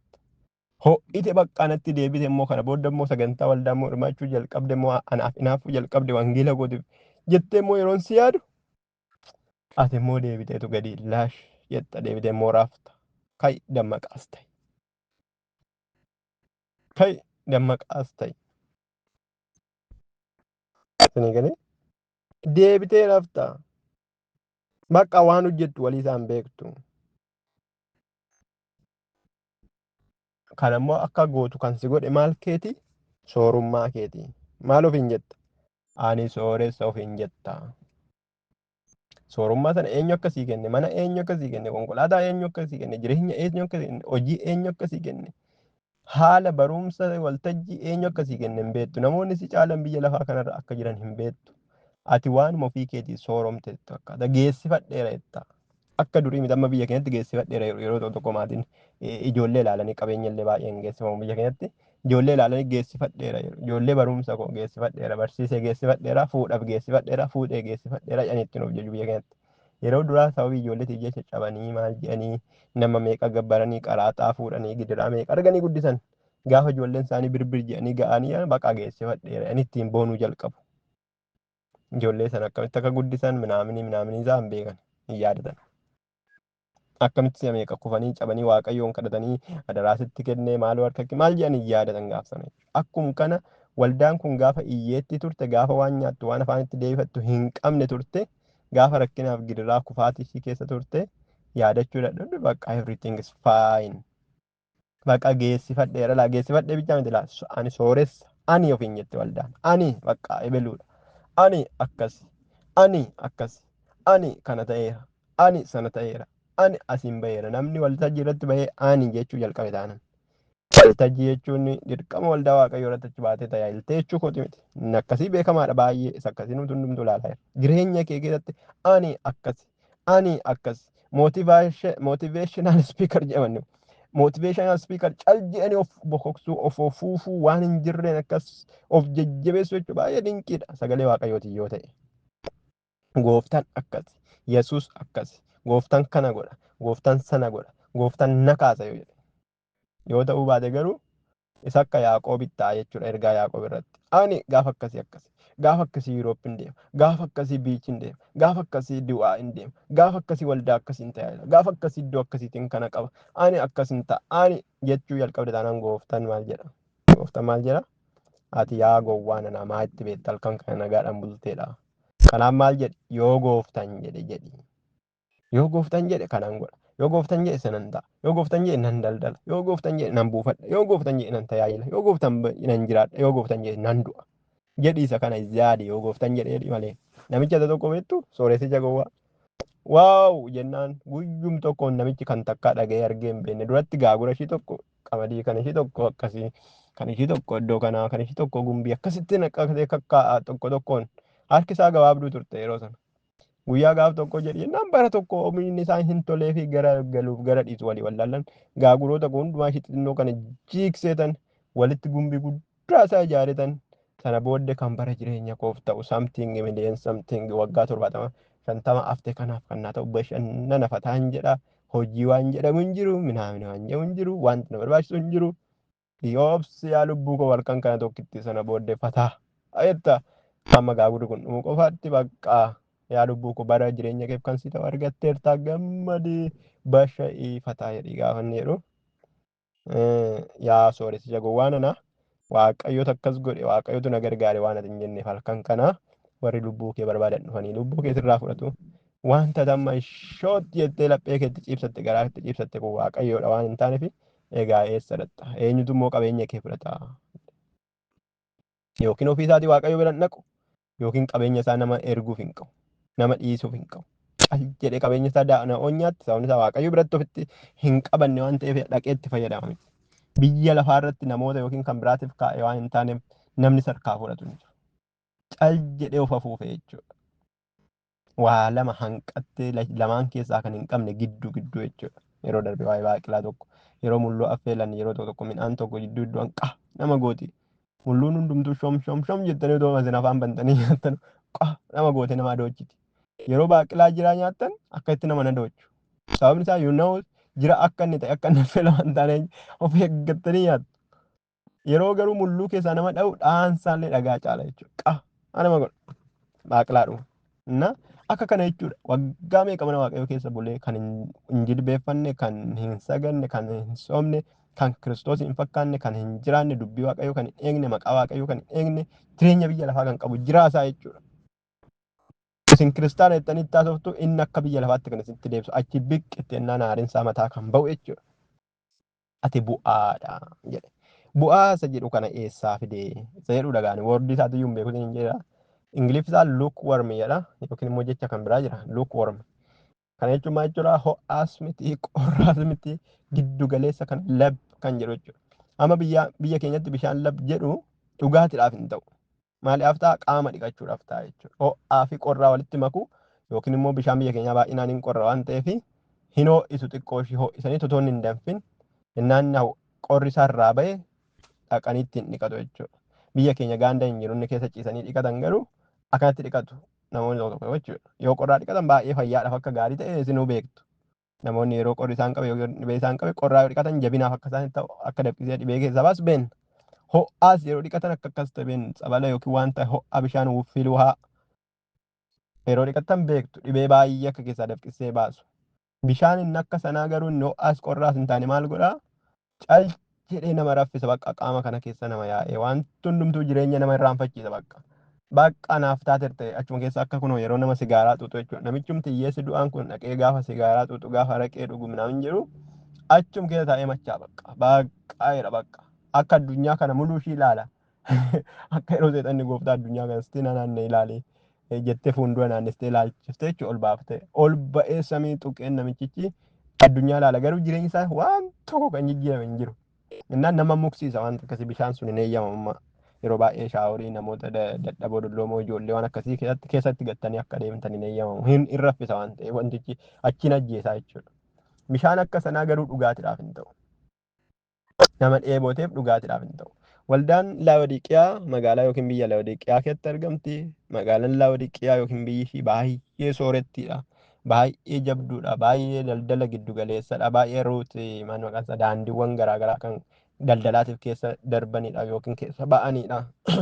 Yeroo Filaadelfiyaa arginedha. Filaadelfiyaan daandii haayiwee addunyaa kana kan karaa ishee darbu maneejii goote yoo barbaadde cuftee yoo barbaadde banuu dandeessi. Akkuma sana gooftaan kontekstii sanatti dubbate inni kan akka laalle.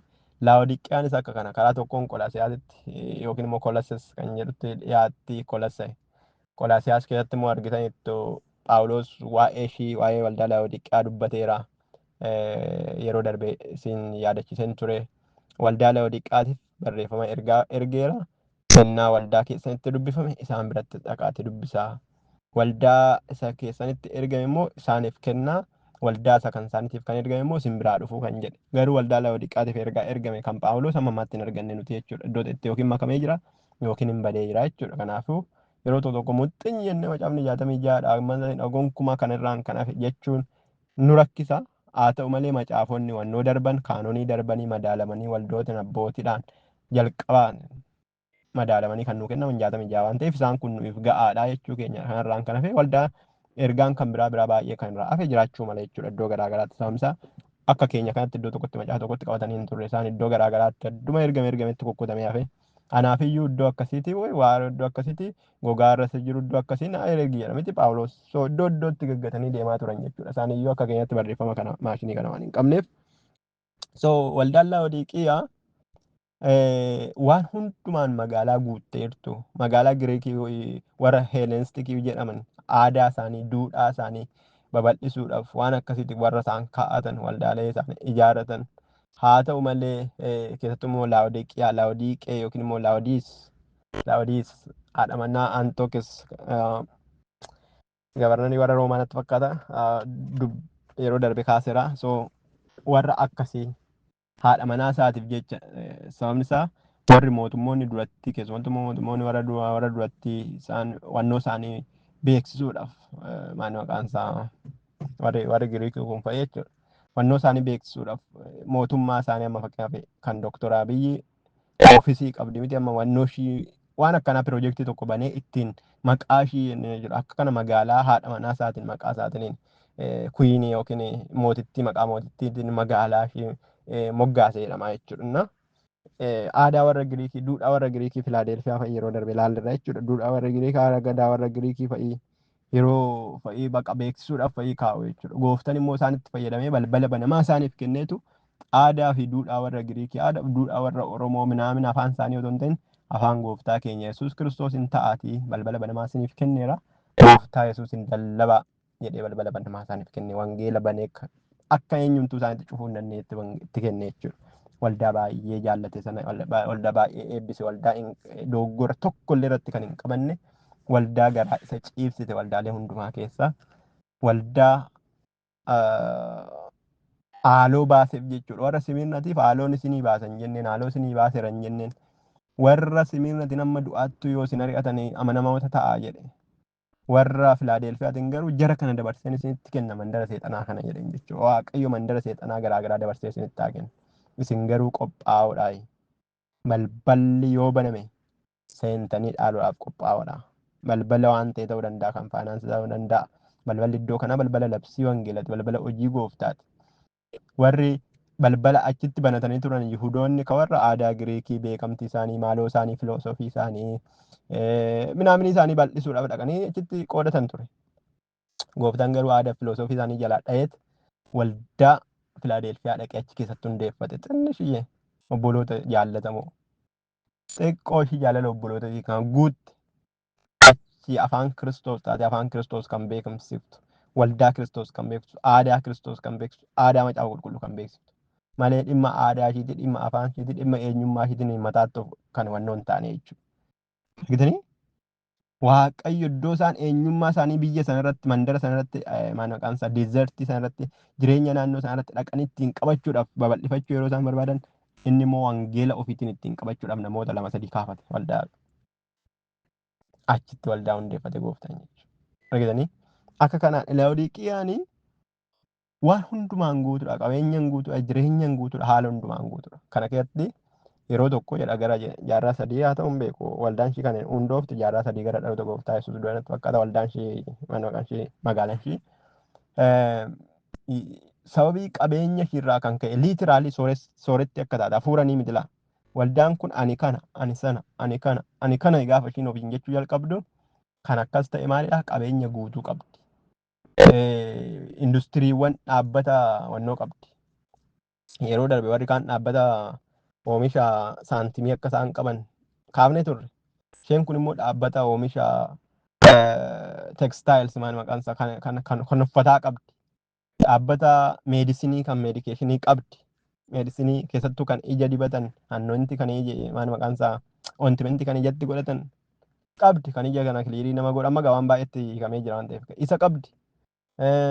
Kan uffataa qabdu uffata gurraacha onnoo kana istaayilii kana uffata bara jireenya ammaatti uffata gurraacha miti istaayilii kan qabachu yeroo darbe uffata parpilii kan qabdu tiraatiraa dubartii wandara tiraatiraati onnoo jettu maqaan ishii dubartii gooftanii laphee ishii bane kana Liidiyaa waldaa tiraatiraati akka ishiin waldaa tiraatiraa ta'uu danda'e mandara tiraatiraati ishiin dhuftee akka ishiin nagadaa turte beektu Filiphisiyoos keessatti innaa gooftaa Phaawulos lallabu gooftaa akkamitti akka ishiin fudhatte durumaanummoo amantii Yihudootaa kan ishiin fudhatte turte jechuudha.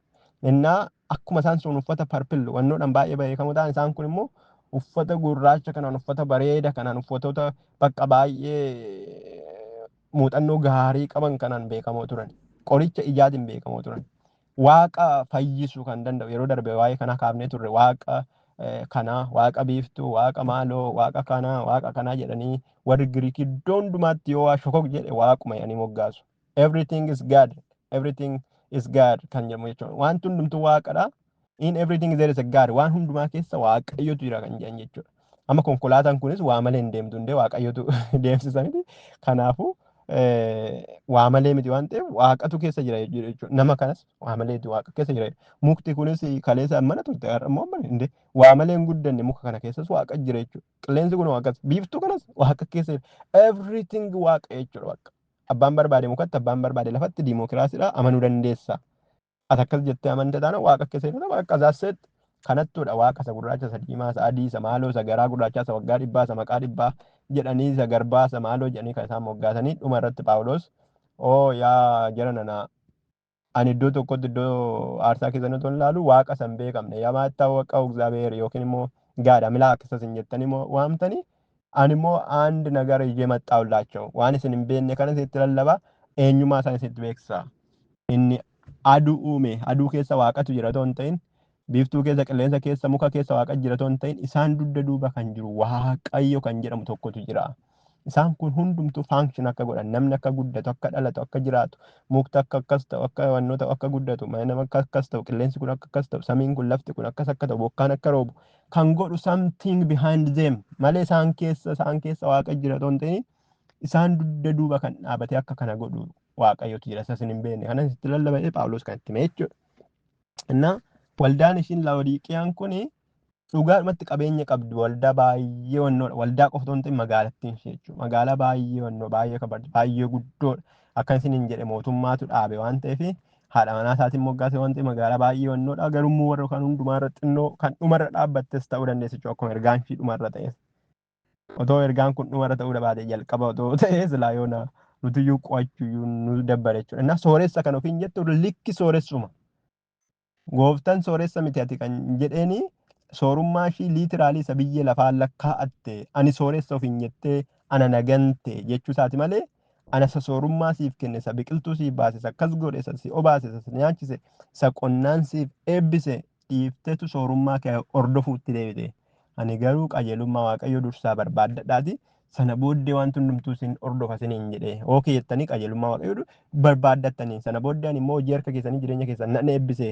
Sana booddee qajeelummaa fi isa dhiiftanii isin jireenya keessan duuba kan garagaltanii tajaajila keessan duuka garagaltanii ana nagattanii mindaa keessan duuka garagaltanii hojii keessan qonna keessan duuka garagaltan yeroo du'atti kan hundumaa yeroo isin qabne na jaallatti turtan ani immoo isin sababii isin na jaallattaniif kan hundumaa isin hafan godhe mana isinii kenne konkolaataa isinii kenne ijoollee isinii kenne gaa'ela isinii kenne waan hundumaa isinii kenne gaafan isinii eebbisu garuu isin ana nagattanii alatti nagattanii ofii keessanii manatti galtanii cufattanii ijoollee keessan gaa'ela keessan mana keessan qabeenya keessan lakkaa'achuu jalqabdanii.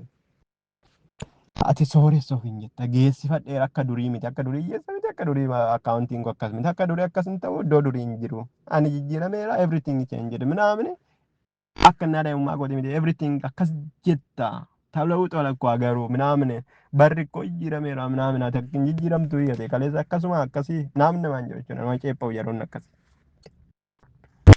Geessifadheera geessifachuu qofa miti namni biyya lafaa kanatti amma barbaade yoo geessifate waan tokko sanqachuu danda'a waa lama sanqachuu danda'a isaan kun maal jechaa jiru waan tokko wanti nu hanqate hin jiru nothing else wants wanti nuti barbaannu waan tokko hin jiru hunda'uun waan barbaannu bichaa miti wantumti nu barbaachisu iyyuu hin jiru yeroo tokko waan barbaannu wallaaluu dandeenya dhabuu dandeenya waaqa yeroo tokko jira miti namni garuu waan barbaadu hin dhabu adoonnoo waan barbaadan hunda argatanii waldaan kun waan barbaadan otoo hin ta'in waan isaan barbaachisu iyyuu hin jiru hin barbaanne.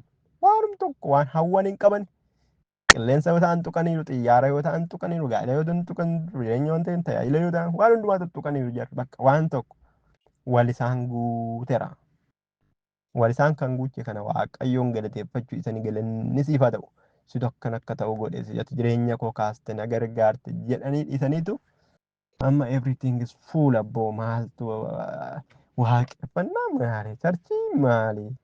Yesuus maali amma kana lallaba dheeressu maal barbaachisa jechuutti waan jechuudha bakka biyya lafaas immoo hin gaddisiisan bakka amala isaanii keessatti biyya lafaa hin gaddisiisan amantiin immoo amma nama biraa hin gaddisiifnetti biyya lafaa hin gaddisiifnetti sirrii miti jechuudha du'aadha jechuudha du'aa qofaadha kan nama hin gaddisiifne waa itti bu'uu qaba konfliktii wayii uumuu qaba tajaajilli keessan akka koo kana yeroo tajaajiluu waan ta'e yookiin nama gargaaruu qaba yookiin nama tokko miidhuu qaba yoo nama miidhee cabsee achii fayyisuu danda'a ta'a sagalee waaqayyoo waan ta'e yoo nama gargaares immoo hafuura namichaa ho'isee gara gooftatti butuu danda'a kanarraan kan ka'e bu'aa si godha jira taanaan sirrii miti jechuudha tajaajilli koo bakka akka ati raftu si godha taanaan fataa hedhisiin jedha taanaan sirrii miti jechuudha Diimokiraasiidha everything waan minaamin jedha taanan sirrii miti jechuudha. Siyoo isa achumatti bakka susukkuumesti rafiste tinnish raffisen jedha taanan sirrii miti jechuudha. Si qirqiduu qaba, si waraanuu qaba, si ciruu qaba, si qoqqoruu qaba. Yookiin si qorrisiisu yookiin si ho'isuu qaba. Yoo si qorrisiise gara qalbii geeddarannaatti si fida. Yoo si ho'ise kana caala gooftaadhaan murteeffattee akka ati ibidda taatu si godha.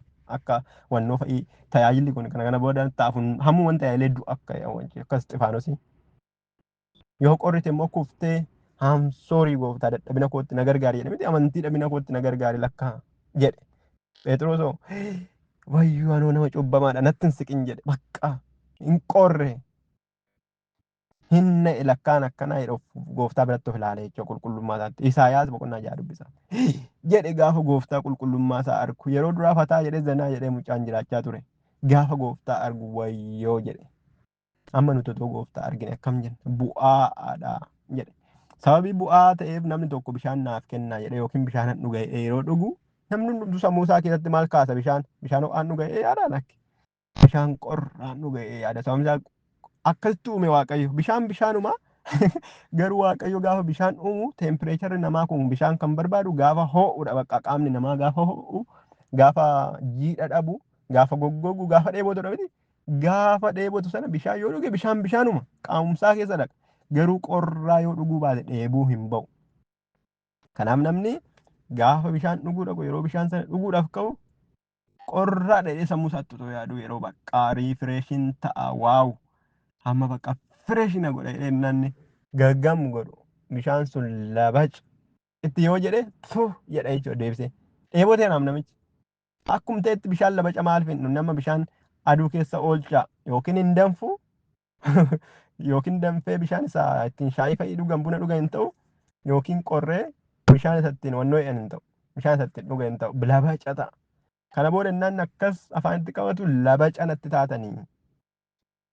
Jedhamti kanadha Phaawulos kan inni jedhu ani yoon akkasitti si yaade barsiisota taatu ciccimtaniirtu wangeela lallabdu eenis si yaade sin garuu indagana duubatti deebitanii akka ijoolletti aannan hodhaa jirtu harma minaamni maan maqaan ishii xuuxxoo hodhaa jirtu nama waggaa 16-17 laala xuuxxoo deebi'ee yoo hodhe akkam sammuu keessatti akka dhaga'amu wayyoo sawiyyee naqlawal jettu jechuudha deebitanii sammuun isaanii tuqameera namicha kana jettu jechuudha. Ingadditu hinnaatu jechuudha wayyoo intuuftu namicha kana booddee waa'ee gaa'ilaa minaamni biratti naasoftan sana sawiyyeen xuuxxoo xuuxaa jira waggaa 16 ta'e 17-18 ta'e of danda'een fuudha yeroo isin jettan mana bulchaa yeroo isin jettan akka kana jechuudha gooftaan waldaan kun iddoo guddaatti eeggatee yeroo dhufu labaca taatee jirti. Bakka labaca waan taateef ana afaan koo keessaan si tufaa jedhe. Labaca isa jedhu kana yookiin maan maqaan isaanii bu'aa jedhu kun eessaa dhufe. Waldaan sun biyyi sun akka magaalaatti biyya baay'ee bareedaa iddoo bareedatti ijaaramtee haala bareedatti ijaaramtee magaalaa bareedduu maqaa nama guddaatiin moggaafamtee jettu biyya sooretti qabeenya guddoo kan taate waan ishii barbaachisu tokko kan hin qabne yeroo earthquake yookiin socho'ii lafaa guddaan ishii irratti ka'ee ishii fi magaalota naannoo ishiitti jiraatan hundumaa rukute Roomarraa gargaarsa gargaaramaniitu gargaarsa mootummaa Roomatiin magaalonni hundumtuu deebi'anii lafaa ka'anii ijaaraman. Garuu jedha seenatu jedha kana. Garuu Laawodiqiyaan kiisii mataa isaanii keessaa akkaawuntii mataa isaanii keessaa biyya diigamte ofii isaanii nuti gargaarsa Roomaan barbaannu jedhanii lafaa kaasanii eenyuma gargaarsa alaa nu barbaachisanii ofii isaanii kiisii isaanii keessaa qabeenya isaaniirraa isa hafirraa walitti guuranii kaasanii magaalaa sana deebisanii haaraa godhanii ijaarratanii self dependent yookiin self sufficient ofii keenyaaf hin geenya of to'annaa of eegna of geenya kan jedhan jechuudha. Waaqayyo nu ga'a kan hin jenne waaqayyotu nu gargaare kan hin jenne seentarii gooftaa kan hin gaafanne waaqayyotu nu baata waaqayyotu nu eega waaqayyotu nu tajaajila kan hin jenne ana kan jedhan waan hundumaatti faarfannaa taanaan ana tajaajila taanaan ana gaggeessa taanaan ana biyya lafaas taanaan ana biyya waaqas taanaan ana isa kanas taanaan anuma inni kunis taanaan aftee kan hin qabne waan hundumaa keessaa ana kan xilli kan ta'an eenyummaa mataa isaaniitiif kan rakkatan jechuudha. Waa'ee waaqayyoo caala. Kanaafuu Roomaadhuma nu barbaachisu gargaarsa kee bakka nuti of dandeenya inni lafaa kaasanii magaalittii ijaarratanii jedha. Garuu rakkinni isaanii inni guddaan argitanii rakkinni isaanii inni guddaan maalidha ture? Bishaan hin qaban ture jedha. Hariyaapoolis kan jedhamu spring maqaan isaa wannoon burqaan inni akka filuhaa kun kan burquu isaan irraa fagoo ture jedha. Sababii isaan irraa fagoo tureef magaalaa isaaniitii ala waan tureefi maanni maqaan isaa paayipii akka jallisitti paayippiidhaan yookiin daaktii keessa fidatu jedha. Paayipii isattiin bishaan jallisanii keessa kan yaa'u jechuudha. Tuubboo akka tuubbootti bishaan keessa yaasu jechuudha. Amma biyya kanatti bishaan akka biyya keenya iddoo hundumaa dhaqanii waraabbatan. Kanaafuu tuubboodhaan magaalaa biraatii fidamee akkuma biyya keenya baay'ee jechuudha. Tuubboodhaan fidamee to'annoo ta'eet lafa keessa socho'ee naannoo manni seeroo jiru lafa keessa naannee dhufee karaa boombatiin naqannaa jechuudha. Yookiin immoo karaa firiijii yookiin karaa boombaa nuti illee kan biyya kanaa ilaandii dhunnaa garuu kan ittiin hojjetamu jechuudha. Fiduu jechuudha. Kanaafuu bishaan sun yeroo iddoo aariyaa poolisiin sun yeroo iddoo burqaa sanaatii kaa'u bishaan sun ho'adha danfa jechuudha akka filuhaa bishaan danfa bakka digirii seentigireedii 100 ol kan ta'e jechuudha. Isa danfuu jechuudha. Isa nama gubuu jechuudha bakka isa yeroo dhibee yookiin waan ta'eef nama gargaaru jechuudha. Isa ho'a sana.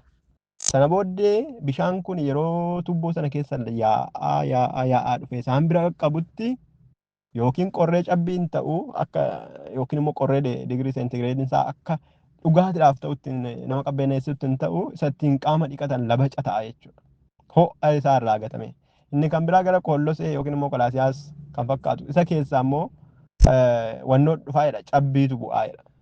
Cabbiin sun immoo bakka hin beektu bishaan cabbii bishaan qorraa immoo hin beektu jechuudha. Inni immoo nama qabbaneessaa'edha. Yookiin immoo bashannanaafis wannoodhaafis jira miti yeroo cabbiin bu'e nuti warri biyya kanaaf warri biyya arabaa beektu eeyyaadha. Baay'ee nuti tola bakka ilaaluu isaatiif keessa taphachuu isaatiif waan hundumaaf namatti tola. Garuu bishaan cabbii sanaaf immoo yoommoo isa jallifatan otoo immoo isa jallifatan jechuudha fakkeenyaaf yoommoo isa immoo jallifatanii yeroo isaan bira dhufutti cabbummaan isaa qorrummaan isaa irraa ba'ee ammas labaca ta'aa. Kanaaf rakkoon guddaan isaan jiranii bishaan labaca dhuguu qofaadha. Akkuma bishaan labaca yeroo dhugan isaan bakka isaanitti toluu of keessaa tufanii gooftan wanta isaan beekan irra dhaabateetu anis akkuma nama bishaan labaca yeroo dhuge isatti toluu ofirraa tufu sana afaan isaa keessaa tufu anis afaan koo keessaan isin tufuufan jira. Baay'ee isin Ingiliffaa I will jedha jechuudha. Isinan tufa jedhudha jechuudha. Akka isin tufuufan jira yeroo muraasa ta'afe akkaman jechuudha. Warningitti kenna jechuudha. Sababiin isin tufuuf immoo natti toluu diddan yookiin nan qabbaneessine yookiin nan gubnedha. Gubuun aarsuu midhaanii miti baay'ee. Garaa waaqayyoo kan itti qabbanaa'u namoota qalbii geeddaratanidha. Kan inni gammadee jedhamee illeen waaqarratti dhagahamu namoota bakka na'anii cubbamaadha jedhanii qalbii geeddaratan. Garaa waaqayyoo kan itti ciisu namoota isaaf kan akka hafuura gubaa kan qaban namoota isaaf inaaffanii isaaf dhugaa ba'an garaa waaqayyootti ciisa. Kanarraan kan hafe garaa waaqayyoo warra gidduu warra biyya lafaas jiraatan waaqayyoofis warra jiraatan biyya lafaas gammachiisuu warra barbaadan paastoris gammachiisuu warra barbaadan namas gammachiisuu warra barbaadan waaqayyoos gammachiisuu warra barbaadan abbaa manaas bakka nama hundumaa akkuma tokko gammachiiseen jiraadha wal qixxeessee ittiin bu'u natti hin bu'u warra jedhan hin jaalatu waaqayyo hin barbaadu warra akkasii. Okay.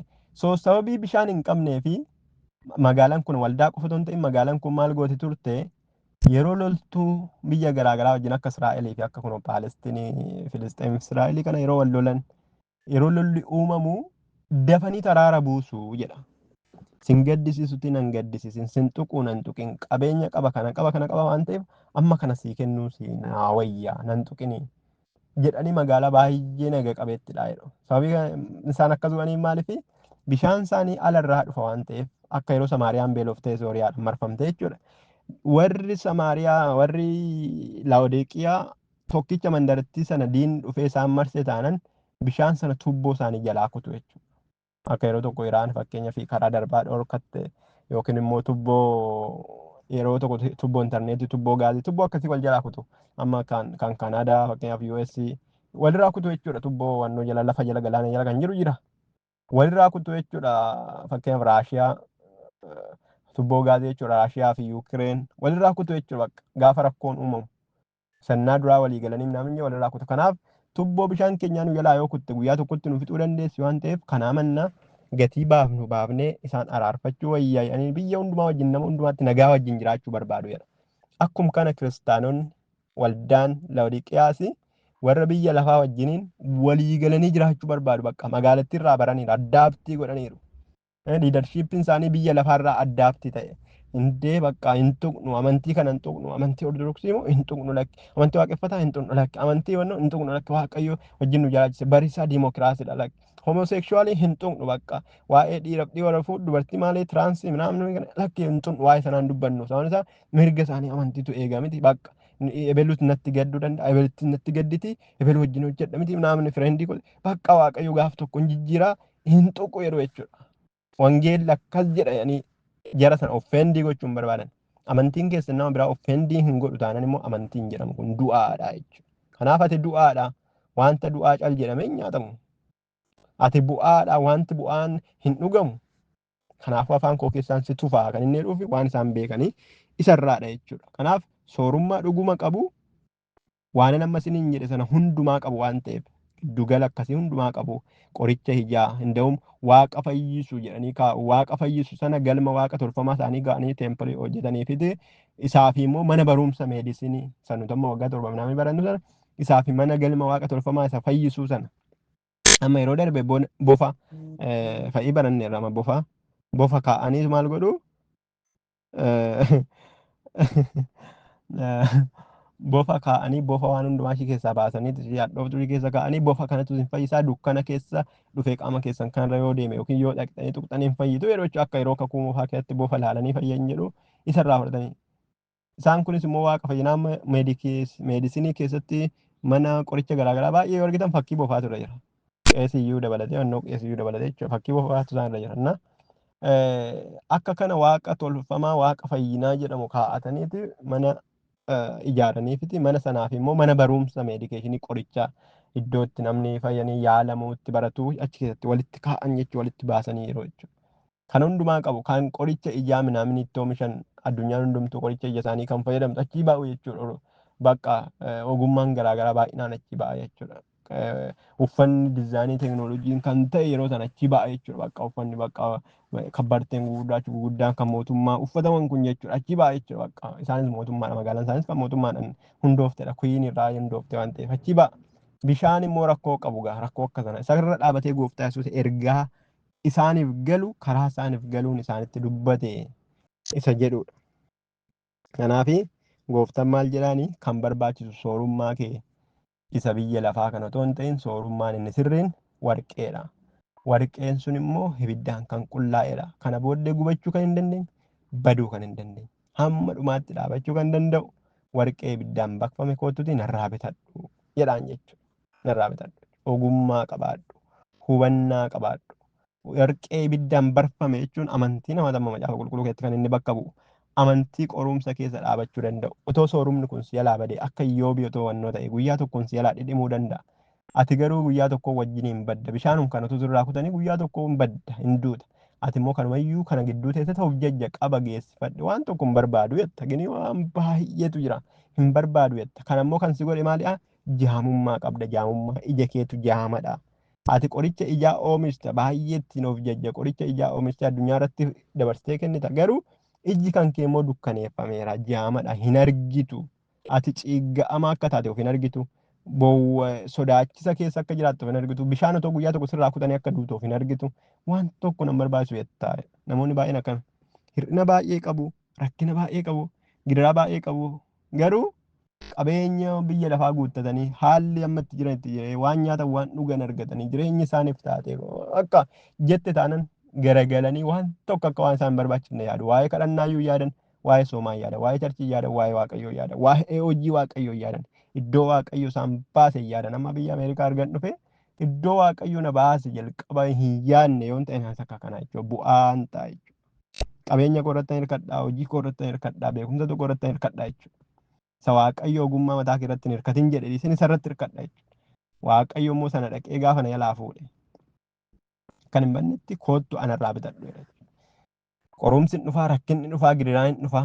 Qabeenya kee kana otoo hin ta'in mana kee kan ta'u, jireenya kee kan ta'u, qoricha ta'uu oomishtu kana otoo hin ta'in kan gaafa si dhaabatu sana amantii kee tokko dhumaatti si fayyisa. Gaafa rakkinni qorumsi biyya lafaa irratti dhufu jalaan si baasa sin eega jedhee waldaa Filaadelfiyaatiin. Isaan kanaan garuu hin tufamtaa jedheen. Eegumsi waaqayyo wajjin hin jiru jechuudha obboloota.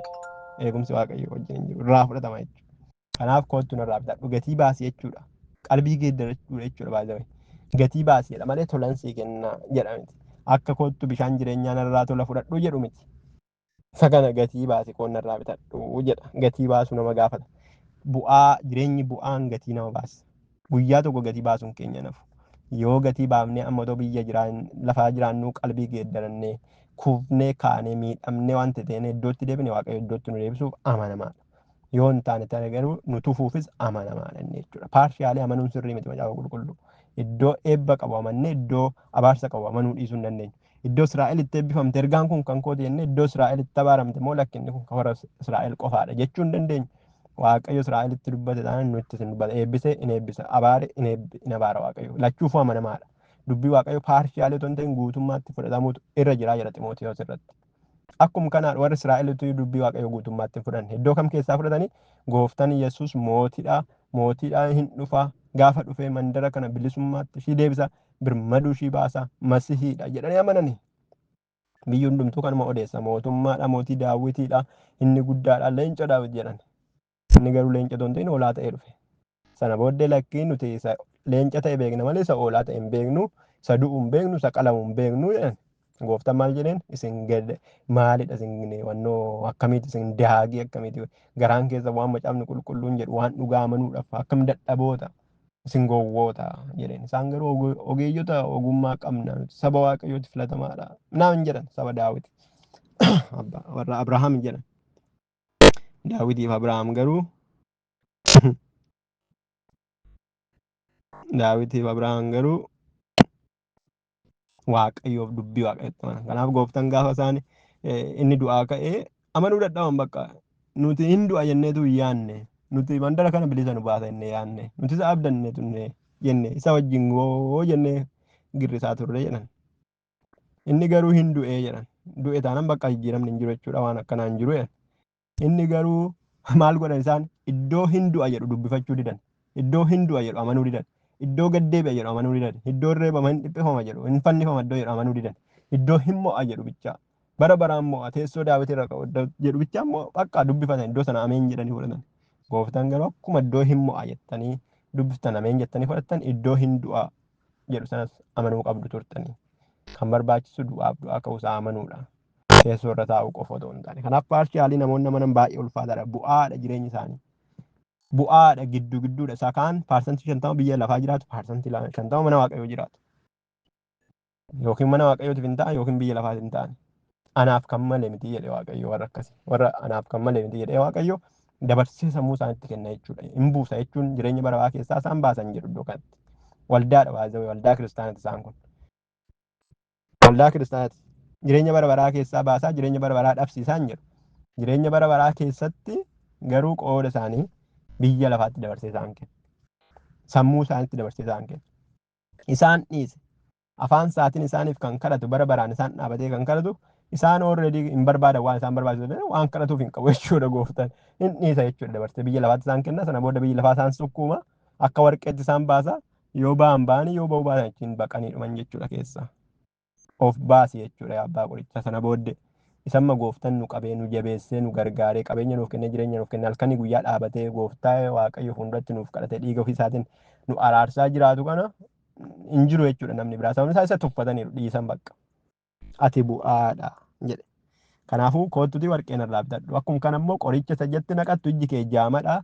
Wanta biyya lafaa waa'ee nyaataa waa'ee dhugaatii waa'ee aadaa waa'ee afaanii waa'ee guddinaa waa'ee maaloo waa'ee teeknooloojii waa'ee namna hojii malee waa'ee tajaajila malee hin argu waa'ee mana waaqayyoo waa'ee hafuura waaqayyoo waa'ee gooftaa hin argu waan ta'eef inni kanarra na geessise waaqayyoo jedhee kan yaadu hin jiru hafuura kee keessa waan ta'eef ati jaamadha. Ija hafuura kee jaamedha koottuti qoricha ijaan irraa fudhadhu inni immoo ija kee banaa jedhan jechuudha. Qoricha ijaa nagadu isaan iyyuu nagadu baay'ee beekamuudha ittiin sooromaniiru. Soorummaan isaaniitu kan isaanitti fide. Ginii soorummaan isaanii jaamuma isaanitti fide. Kana jechuun doktora ta'anii dhukkubsachuu jechuudha obboloota. Doktora ta'anii dhukkubsachuu jechuudha bakka doktora ta'anii dhukkubsachuu jechuudha. Otoo namaa qoricha kennan ajajanii ofii isaaniitiif waan ofii ajajaan prescription dhabuu jechuudha bakka. Dhibee isaanii gargar baafachuu wallaaluu jechuudha. Dhibee namaa otoo maashinii hin laalanu. Innaa dhibee hafuuraa guddaa qabu jechuudha namoonni akkasii. Inni kan biraa uffata nagaddu uffata oomishtu biyyi keessan baay'ee beekamaadha. Addunyaa kana hundumaa uffata keessaniin biraandii keessantu waliin ga'ee jira. Namni hundumtuu uffata baqqaa isin irratti arga dursee otoo namni tokko hin qaabatin namni tokko hin bitatin. Garuu isin qullaadha qullaa deemtu. Ija koo fuulduratti qullaadha bakka wannoo keessa muluutu mul'ata alatti ba'e. Ija namaa fuulduratti garuu waan uffattanii deemtan fakkaata. Waan nyaattan, waan dhugdan, waan uffataa jettan isitti tole. Waan bakka jireenyi wal isinii qixxaate fakkaata na fuulduratti garuu qullaadha. Waaqayyo nama fuulduratti qullaa ta'u namaa bara. Kan namaa miti isa fuulduratti. Nama fuulduratti qullaa ta'anii homaa rakkoo hin qabu. Gooftaan Yesuus nama fuuldura qullaa dhaabate waaqayyo fuulduratti garuu ulfinaan uffata adii uffatee itti mul'ate miti. Haalleluuyaa. Hidda du'aa ka'e jechuudha. Qullaa fannifame garuu gaafa du'aa ka'u uffata adii gooftaan iddoo itti uwwisee isa qaba. Nama fuulduratti qullaa ta'anii waaqayyo fuulduratti guutuu ta'u uffataan argamu wayya. Uffata adii uffatanii waaqayyo fuuldura deemu wayya. Kanaaf kottu uffata adii narraa bitadhu qulqullummaa qajeelummaa. Kottu narraa bitadhu. Qajeelummaatti ana kan ga'e hin jiru. Ati waan hundumaa ofiin jechuu dandeessa garuu ani qajeeladha. Ati waan hundumaa ta'uu dandeessa garuu ani qulqulluudha. Kanaaf qulqullummaaf qajeelummaa kottu narraatii bitadhu. Kottuti narraa bitadhu qajeelaa ta'e qulqulluu ta'e gatii baasi gatii namni qulqulluun baasu baasi gatii namni qajeelaan baasu baasi jireenya biyya lafaa keessatti nama qajeelaadhaaf hin ta'u nama qulqulluuf hin ta'u biyyi lafaa Yesuus hin taane kanaaf biyya lafaa wajjin waliin maktee jireenya kee ifattee keessa ciisuu otoo hin ta'in Kiristoos Yesuus wajjin walii galiiti kottu jara biyya lafaa kana aarsi gubiiti isaan immoo siyaa hidhan siyaa reebanii gatii nama qulqullaaf ta'u biyyi lafaa sittaa kennituuti. Kottuti akka sanatti biyya lafaa kana inaafsisiiti gubiiti ana fuulduratti immoo qajeelaa qulqullaa'aa ta'i akkasumalee hin ta'u tola kennamuun qajeelummaadhaan inni sii kenne ibsitu irraa deebi'ee jechuudha dursee jaallate irraa deebi'e isa waaqayyo qajeelummaa kenne amma gatii baasee barbaaddata jechuudha xaariif baasii mataa isaatiin kana hundumaa kanan godheef lakkoofsa 10 irra jira waanan si jaalladhuu fi iddoo kanatti beektu jechuudha amantoota akka isaan ta'an. Tokkoffaa waldaadha. Lammaffaa gooftaan ati du'aa ati bu'aadha. Ati boo'usiif ta'a ati jaamadha. Kan inni jedhu namuma namanne fakkaata bakka kun. Garuu iddoo kanatti innaa dhuftan waanan si jaalladhuufan balleessaa keessatti hime. Namni yeroo balleessaa keenya nutti himu baay'ee nu jaallata jennee iyyaan nutti noonnaa wayyoo eebeluu na jibbaa laataa jechaatti sodaannaa jechuudha. Ji'a 2 ji'a 3 bukkee deemaa oolleetti himna malee ammuma deemaa dhufnee gurbaa xiqqoon ejjite sirrii miti hin jennuun jechuudha. Intalo ati koo kana gochuun sana gochuun kee sirrii miti hin jennu jechuudha. Maaliif nu jibba jennee yaanna akkasumas nu jibbas. Gooftaa garuu jibban jarri kun already garuu inni waanuma jireenya isaanii keessatti ta'etti hime inuma ejjitan jedheen inuma baddan jedheen inuma of jajjan jedheen hin tuulamtan jedheen jaamadha jedheen hin argitan jedheen hin beektan jedheen hin hubattan jedheen boo'uu wawwaachuu isiniif ta'a qalbii geeddarachuu isiniif ta'a qorraa taatanii achi kuftanii ka'uu isiniif ta'a jedheen. Naatanii deebi'uu danda'a. Isin garuu achuma ciiftanii of sukkuumtaa of jajjabeessaa jirtu wal jajjabeessaa walirratti raajaa uumaa miti no problem minaamin jettu baruma isaati jettanii wajjuma raftu biyya wajjinii jedheen waan isaan jiran itti mee garuu isaan inni jedhanii jibban bakka maanni akka inni jechuudha. Inni garuu akkasin inaaftanii kaataniifan jireenya keessan akka kanatti ija jabaadhee isinitti kanas kanan godheef waanan jaaladhuufan. Balleessaan keessan isitti mul'achuu deejji keessan jaame tajaajiltoonni keessan isitti mul'isuu didanii jaamanii isin sodaatanii isin sossoobanii achuma turuu isin jennaananii ani balleessaa keessan billiq godhee isinitti mul'ise. Kanas immoo waan isin jibbeeffan otoo hin ta'in qullaadhati kan isin jedheef dhugumatti qullaa waan taateef kan ammoo kanan si jaalladheefan sitti hime waanan si jaalladhuufan dogoggora keerraa si deebisuufani malee waanan si jibbeef miti. Ani namanni jaalladhu hundumaa balleessaa isaan itti mul'isa. Boloota kun namni isin jaallatu baay'ee isa Facebook irratti yookiin nama biraa irratti mul'isu otoo hin ta'in isin irratti mul'isa balleessaa keessan dhufe. Ati kanaadha sirrii miti jedha jechuudha. Isin jaallata taanan isin hin jaallatu taanan namoota biraa fuulduratti dhaqee eebeluu sirrii miti jedha. Kanaan beektu. Yeroo sana rakkoon jiru gaa nan jaalladhamoo namicha sana nan jibbaadha erga itti dubbadhe ta'e. Har'uma kanas yeroo nama biraa sirreessuudhaaf jedhu nan jaalladha taanan dhaqee balleessaa isaatti timuun qaba malee itti mul'isuun qaba malee namichi silaawoon beeka oona caala waggaa maganaa wannoo jedhee inni hoo beekatuma godha ooni hin galaafoo maal ammanni kana wallaalate jedhee wajjin hin gangaladhee maal immoo na jibbuu danda'a hiriyummaan keenya waggaa amma kanatti jedhee isa wajjin gangalachuun narra hin jiru jechuudha. Midhaan qulqulluu kan nu barsiisu. Na inda'uum keessa darbee itti himuu balleessaa itti himuu qofayyuu miti naman jaalladhu nan adaba barsiisuudhaaf jedhe bakka. Balleessadha jedheen itti hima lakki jedheetuma irra ciisaa qaangodhaa jedhe. Balbala isaan rukutaa jedhe. Gaa'ela isaan rukutaa jedhe. Laphee isaan rukutaa jedhe. Meebii qalbii geeddachuu dhiisee tura ta'a. maybe ijoollee isaa rukutuu danda'a. Nan adabayyuu jedhe. Adabuu jechuun baay'ee jaalalaaf adaba. Haa ta'u malee akka hin duune, akka hin banne, akka hin cabne, akka isarraa baqatee jireenya hin dhabnetti adaba. Jaalalaan adaba. Namni jaalalaaf mucaasaa hin adabne eenyuun dhugama mucaasaa kan jaalatu jedha. Ijoollee keenya kan reebaa qaxqaxaa ulee meeqa jaallatanii meeqatti fidnu waan jaalannuuf akka ishiin hin banne barbaada. Gooftanis eenyullee akka badu hin barbaadu. Waldaan Laawodiiqiyaatiif iyyuu akka inni badu hin barbaadu. Waldaan sun qalbii geeddarattee naatee cabdee akka ishiin achi kaatu okkoltee yoo ta'e illee cabdee akka ishiin mootummaa waaqayyoo galtu Kiristoos wajjin akka jiraattu barbaada. Kanaafidha ija tokko dhabdee iyyuu galuu sii wayyaa, miila tokko dhabdee iyyuu galuu sii wayyaa kan jedhu jechuudha. Biyya lafaa Kiristoos Yesuus irraa si gufachiisu kana dhabdee mootummaa waaqayyoo galuu sii wayya. Jireenya qabeenya, guddina aangoo, beekumsa tajaajila wanta kan biraa nama yookiin biyya lafaa waan isa keessa jiru bu'aa buufattee Kiristoos Yesuus yoo dhabde maal sii godha? Min waggaa 70 sii mijatee waggaa miliyoona samtiingitti lakkoofsa hin qabne yoo sii mijachuu dhiisee gubattee jette maal sii qaba? Kanaaf iddoo kanatti fayyina dhabdaan jedhu waanan si jaalladhufan gara fayyinaatti si deebisuudhaafan si adaba. Sittan hima sin adabayyuu jaalladhe taanan. Kanaaf yoon si adabes yoon sitti himes ati nan jibbin waanan si jaalladhuufi jedha jechuudha. Jaalala gooftaa Yesuus, araara gooftaa Yesuus, dhiifama ayyaana isaa asirratti argina jechuudha.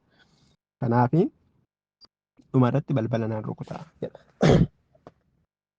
Kanaaf furmaanni jiru dhufeen balbala rukutaa waanan si jaalladhuufi yeroon balbala kee rukutu waca kee dhiisiti, oduu kee dhiisiti, asiif achi iddoo kana ta'innaa, achi ta'innaa, as ta'innaa, naamni ta'innaa, sababii kanaa ta'innaa, sababii cuggaaraa ta'innaa jedhuu dhiisiti.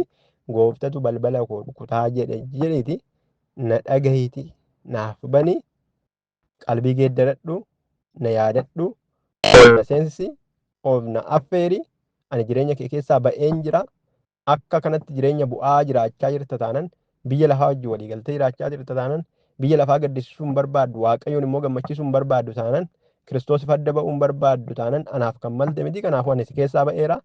Ati jireenya kee waaqeffachuu jalqabdee mana kee jireenya kee bakka gaa'ela kee naamni kee selebireet gochuu jalqabdee waaqayyoon hin dhiifte kadhachuu akka durii soomuu hin dhiifte isa jalqabatti kenname isa waaqayyo isa si eebbise hin dagatte isa tajaajilatti si kenne ulfinatti ogummaatti si deebise dagatte isa alatti baafte ofii kee mana keessa cufattee fataa jechaa jirta injooyii gochaa jirta maaddiitti teessee jirta garuu ani ala dhaabadheen balbala kee rukutaa jira. Boloota koo waaqayyo balbala keessan kan rukutaa jiru isinitti dhaga'amaa jira. Balbala keessan kan rukutaa jiru isinitti dhaga'amaa jira. Yaada keessan keessa rukutaa kan jiru, garaa keessan keessa rukutaa kan jiru, qalbii keessan keessa rukutaa kan jiru, yeroo amma dubbadhaa jiru rukutaa kan ture naannoo kana samoona kana ji'a kana torban kana waggaa kana keessatti dhibeedhaan ta'uu danda'a, jaallaan ta'uu danda'a, adabbiidhaan ta'uu danda'a kan waaqayyo rukutaa jiru balbala keessan akkami jira. Qos gochaa kan jiru gooftaan jireenya keessan keessa waan hin jirre kan isinitti fakkaatu duwwaa kan isinitti fakkaachaa jiru otoo nyaattan otoo dhugdan kan isinitti qorraa jiru otoo waan hundumtuu gootee jiru kan isinitti qorraa jiru jireenya keessan keessatti nyaattanii dhugdanii haalli isinii mijatee bitaaf mirga kan walii wallaaltanii isa waaqeffachuutti kan deebitan gaa'illi yookiin haalli yookiin waan ta'e karaa isinitti mijatee isinii agarsiifatee isinii mijatee jireenya isiniif ta'ee haalli wal isinii qixxaate waaqayyo isin eebbisee amma deebi'ee jennaan booddee waaqa kan isitti ta'ee jirtu. Tajaajila minaamni waggaa meeqa kadhattanii, waggaa meeqa soomtanii, waggaa meeqa jettanii argattanii amma immoo deebitanii kan inni waaqa isinitti ta'ee jirtu. Waaqayyo kan isin dagachiise gaa'ila ta'uu danda'a, jireenya ta'uu danda'a, mana ta'uu danda'a, maatii isin ta'uu danda'a. Kan tajaajila isin dagachiise, kan hojii isin waaqayyo kan isin dagachiise akka isin hin ho'ine, akka isin hafuuratti gubaa hin taane. Yookiin immoo akkasin immoo qorritanii immoo naatanii iddoo sana deebitanii qalbii geeddarattanii hin taane kan no problem isin jechisiisu jira kana guuttadheera sana guuttadheera minaamin bakka isaas fa'in maal lakkisanii bakka maaltu na cinqe waaqayyo wajjin hojii waaqayyo wajjin aniyyuu akkasin jaa yeroo tokko nanna ammoo deebi'ee gaafa immoo sagalee waaqayyo natti dubbatamu gaafa laphee koo dhufee rukutu kanaaf obboloota koo laphee keessan kan rukutaa jiru jira yeroon qufaadha yookiin waan ta'e mata boboodhaan rukutamu tarii waaqayyotu wayiif akkana na godheeraan jedha. Waaqayyotu tarii waan ta'eef laphee koo rukutaa jiraata jireenya koo fayyaa koo rukutaa jira laata tarii isa kanan caalchisee laata ijoollee koon caalchisee laata mana koon caalchisee laata tarii tajaajila koon caalchisee laata tarii biyya lafaa kana wajjin walii galee laatan jedhee of ilaala jechuudha. Waaqayyo dhiisati seexanni iyyuu hinaafaadha miti Seexanni iyyuu koo warra qabate sana gadi lakkisu yoo isaan dhaqanii waan tokkotti wannoo jedhan hindee ati iddoo akkanaa oolte farda koo jedhan. Gooftaan waaqaaf lafa uume garuu waaqayyo inaafadha ibidda xaphu godhuudhas jedha. Kan akka waaqayyo hojjettoota isaatiif namoota isaanii inaafu hin jiru jaalalaaniif inaafa malee. Adabee balleessuuf gatuudhaaf miti. Adabee gara isaatti deebisuudhaaf jireenya argadhuudhaaf jiraadhu jedhetu gurra nama qunxuta jechuudha. Ati jireenya wallaaltee irraa deemte. Kanaaf obboloota koo waaqayyo fuulduratti dhufaa ilaalla. Ayyaanni waaqayyo isiniif haa baay'atu. Jireenya keessa rukutaa jira ilaalaa.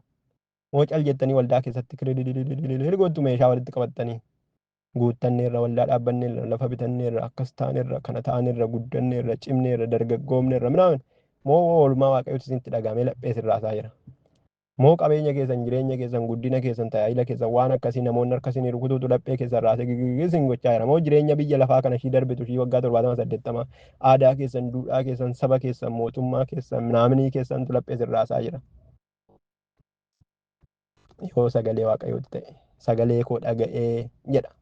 Sagalee isa balbala rukutamuu san liitiraalee miti. Balbala rukutamuu jechuun sagalee waaqayyooti. Sagalee koo dhaga'ee balbalichas yoo anaaf bane ani isa wajjin oolan gala. Isa wajjin oolan gala. Maadditti nan ta'a innis na wajjin hin nyaata. Haaleluyyaa. Yoo akkas ta'uu baate biyyee nyaanna jechuudha. Gooftaa wajjin walitti dhufeenya hin qabnu yoo ta'e maaddii isaa irraan hirmaannu yoo ta'e sagalee isaan nyaannu yoo ta'e sagalee isaan dhageenyu yoo ta'e yeroo dhageenye balbala hin bannu deebinee walitti wanya yoo ta'e akka mucaa Shiiroodaa hojii ergamootaa keessatti yeroo Phexros mana hidhaatii hiikame sagalee isaa dhageessetti garuu gammachuu irraan kan ka'e selebireetii gochuutti deebite namicha alatti bineensa jalatti dhiifte jarri isaan sun immoo selebireetii gochuuf kadhachuu isaanii waccuu isaanii irraan kan ka'e mucaadhaan hin maraatte abbaa hanchi ibdinash inde abdashaan masalanyee aniin gongumootti dachaan kadhachuutti jalqaba waaqayyoo fuuldura dhaabata kun dhufee gooftaan Phexros baasee fi mana hidhaati fuuldura dhaabaa jira isaan garuu didanii kadhatu ara aansamaam jedhu jechuudha. Obboloota koo waaqayyoo har'a yeroo isinitti dubbachaa jiru yeroo nutti dubbachaa jiru yeroo nu barsiisaa jiru yeroo sagalee nuuf ergaa jiru kan sagalee isaa dhageenyee balbala bannamoo dinneetuma walitti wanya waldaa kana keessa waaqayyo qalbii geeddaradhaa deebi'aa innaan nuun jedhu dhuguma laphee keenya dha'ee qalbii nu geeddarchisee nu deebisamoo Ay, nuti iddoo kanatti maal jennu maal balleessine indee bara masaatu diimokiraasiidha haalli mijataan minaamin jenneetu achumarra ceebna. Ay, inni kun waldaa koofi miti meebii waldaa qalahooti waldaa buusaa waldaa sawannooti waldaa akkasiiti jennee yaanna ta'a laata. Waaqayyo akkamitti laphee keessa rukutaa jira. Wanti waaqayyotti laphee keessa rukutaa jiru yeroo amma sin adabutti eegina. Ani naman jaalladhutti balleessaa isaa nan mul'isa. Karaa ittiin inni balleessaa isaa mul'isu ni jalqaba macaafa qulqulluudhaan. Sagalee waaqayyootiin dhufee waaqayyo sagalee waaqayyo guyyaadhaa guyyaatti torba daqiiqaaf sakanditti yeroo hundumaa balleessaa keenya nutti mul'isa. Kana gootan sana gootan jedhee namni hundumtuu nutti lallaba. Ani garuu ana miti jedheen nama kan biraatti quba qaba. Kanaadha yoo nan dide garuu na adaba waan na jaalatuufis na barsiisa. Taayilaa inni gaaf sanaa dhufee sagaleetti lallabnaan diddee hin baranne erga ta'e mee kanaan baradhu qufaar fidee natti ta'e toonsilii fidee natti ta'e dugda dhufee natti ta'e dhufee isa tokko natti ta'e. Sana booddee garuu yaa waaqayyo jechuun koo nafu. Akkuma allaatti waaqayyo jechuun nafu gaafa rakkoon dhufu. Akka kanatti nu barsiisuu danda'a. Waaqayyo karaa kamiin jireenya keessan rukutaa jira. Gaa'ela keessan rukutaa jira. Laphee keessan rukutaa jira. Sagalee waaqayyo. Har'a yeroo waaqayyo sagalee isaatiin laphee keessan rukutu banaaf. Sana booddee wajjin nyaattu wajjin dhudhu wanti isinitti hir'attu hin jiru. Yoo garuu innaa sagalee isaa dhageessan banuu hin dandeenye ta'e sana booda inni waan biraatiin rukutuu danda'a. Dhibeen kan isaati, rakkinni kan isaati, gidaan kan isaati, seexanni iyyuu kan isaati ittiin hojjechuu danda'a waaqayyo karaa barbaadan jechuudha. Hin rukutu akkanaa hin jennu. Waaqayyo Iyyoobin akka itti rukutee ilaale. Qos godhe. Iyyoob maalan balleesse jedhe. Qos godhe. Cubbuutti qalbii geeddate. Qos godhe. Aarsaa dhiyeesse. Qos godhe. Waan hundumaa godhe. Waan namni gochuu hin dandeenye hundumaa godhe. Kana hundumaa keessaa immoo inni qajeelaa ture akka koofa keessa illee cubbamaadhaan jedhu macaafa qulqulluu dhugaa ba'a. Gooftaan amantii Iyyoob seexana duratti qoree mirkaneessee ittiin seexanatti eenyummaa isaa mul'isuudhaaf qofa ulfina isaa mul'isuudhaaf qofa amma kana Iyyoobin akka kana godhee adabee akka nama badee akka nama du'ee godhe.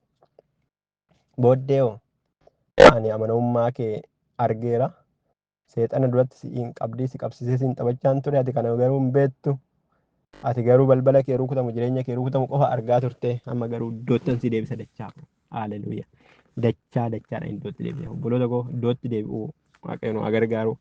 Eebbifamaa ayyaanni waaqayyo isin wajjin haa ta'u. Ulfaadhaa sagalee kana yoo dhageessan yoo isin jijjiire waaqayyo gooftaan yoo isin gargaare iddootti akka nu deebisu abdiin qaba. Ulfaadhaa yeroo darbee sanbata guddaa armaan irraa garuu achi keessaa amma ammaatti keessa kootti qir waan jedheefi waan hafe waan natti fakkaateef isa kana isin sheerii godhee gooftaan isin haa eebbisu. Eebbifamaa ayyaanni waaqayyo isin wajjin haa ta'u.